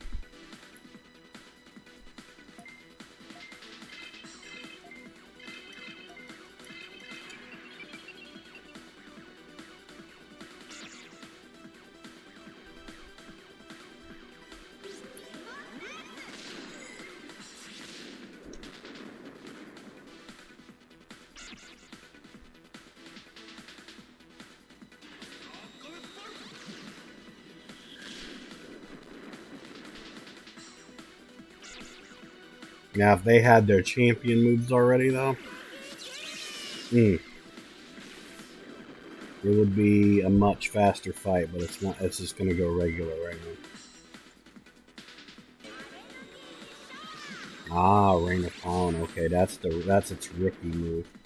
That's from Floramon. It's not using its stun attack, which is very surprising. Why are you not using your stun attack?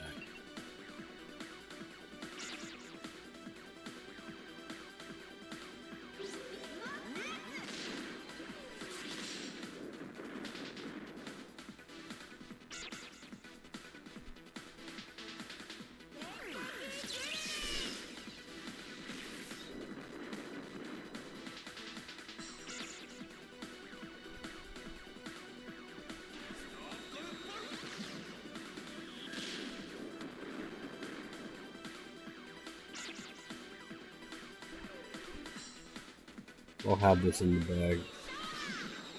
I'm getting some very interesting RNG right now. He's not using his champion move. This'll be game.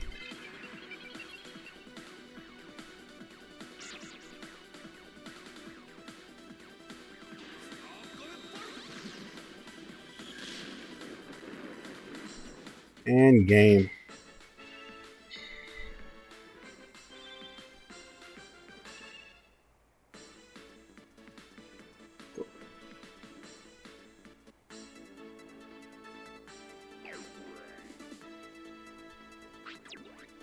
And there we go.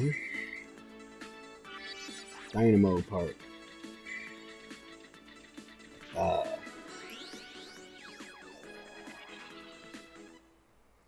But yeah, there you go, Rumble. Have at it.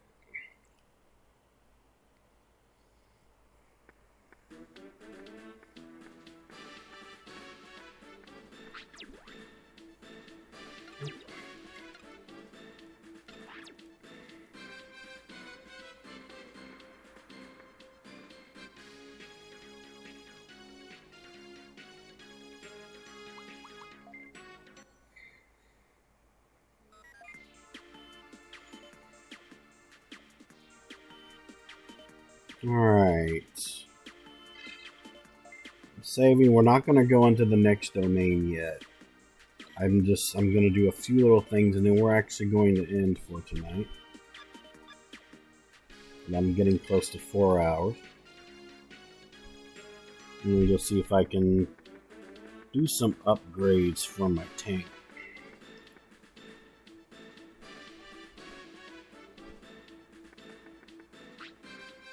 Bach beak. Thank you for that clip, man. Thank you. Okay, so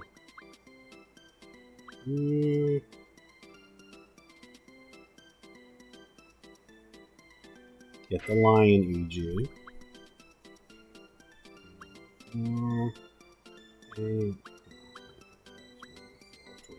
Eight.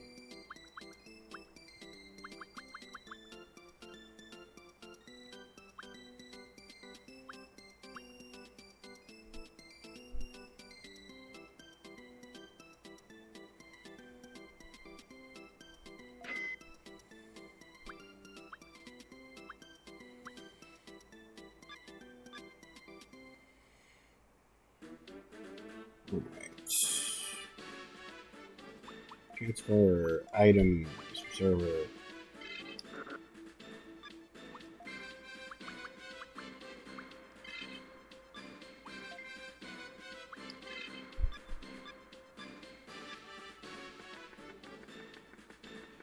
I'm gonna put some stuff on our beetle.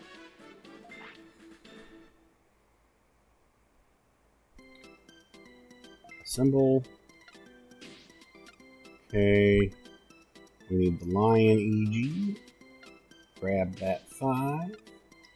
Rim, dodo box. Let's see.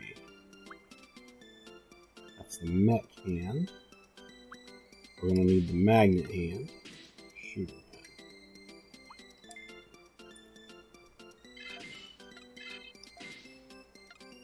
There we go. Got a few little things there. Now we're going to sell our old engine.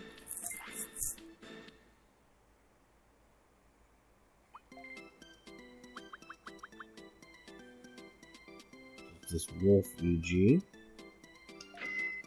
And we're going to sell our mech hand because we don't need that anymore. Actually, can I do another upgrade? With I'm going to get everything I can out of this. Yes, we can. Alright. Cool beans. We got a couple upgrades in right there.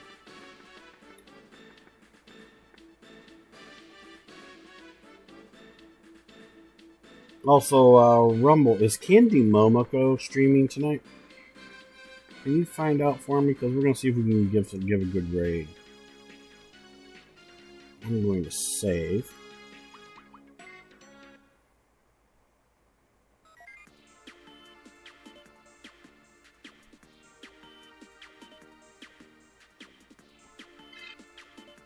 All right.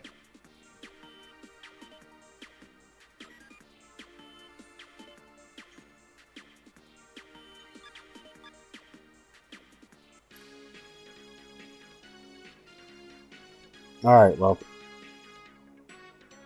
go ahead and check it out then. But yeah, I'm gonna go ahead and end it right there. We're getting close to the 4-hour mark, so I know that there's some people that are lurking right now. And I probably want to go and get themselves some sleep. So yeah, we're going to end it right there. My next stream will be on Monday, where I will be continuing more Star Wars Jedi Fallen Order. We're going to see what else the game's going to give us and everything. And then Wednesday will be Soulsborne Wednesday. We will be continuing more Elden Ring. We'll be doing some stuff with Darts the Exile, also known as Darts von Zarovich, where I'm going to be trying to get the evil ending on Elden Ring. And then on Friday will be Retro Friday. I'm going to see if I can try and continue more Digimon World 2. So, if any of that catches your fancy, you know, give a nice little follow and everything, you know.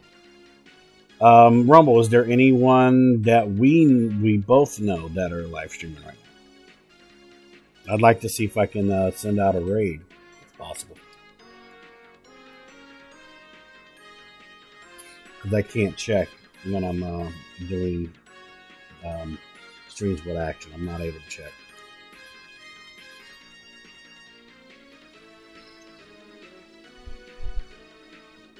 And also, Leash Room? Okay.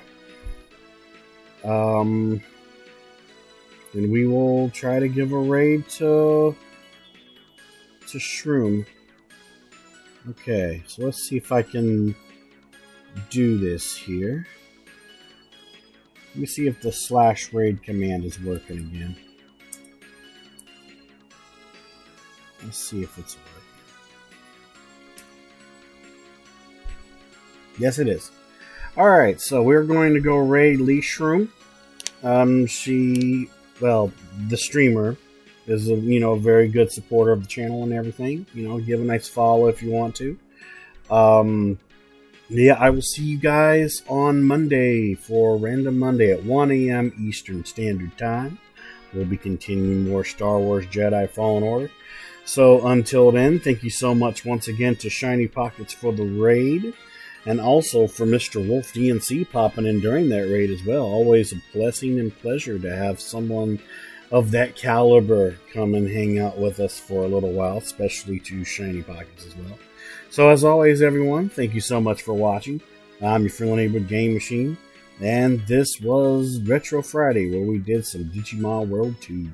And until I see everyone in the next video or live stream, peace out, happy gaming, my friends, and please stay safe out there.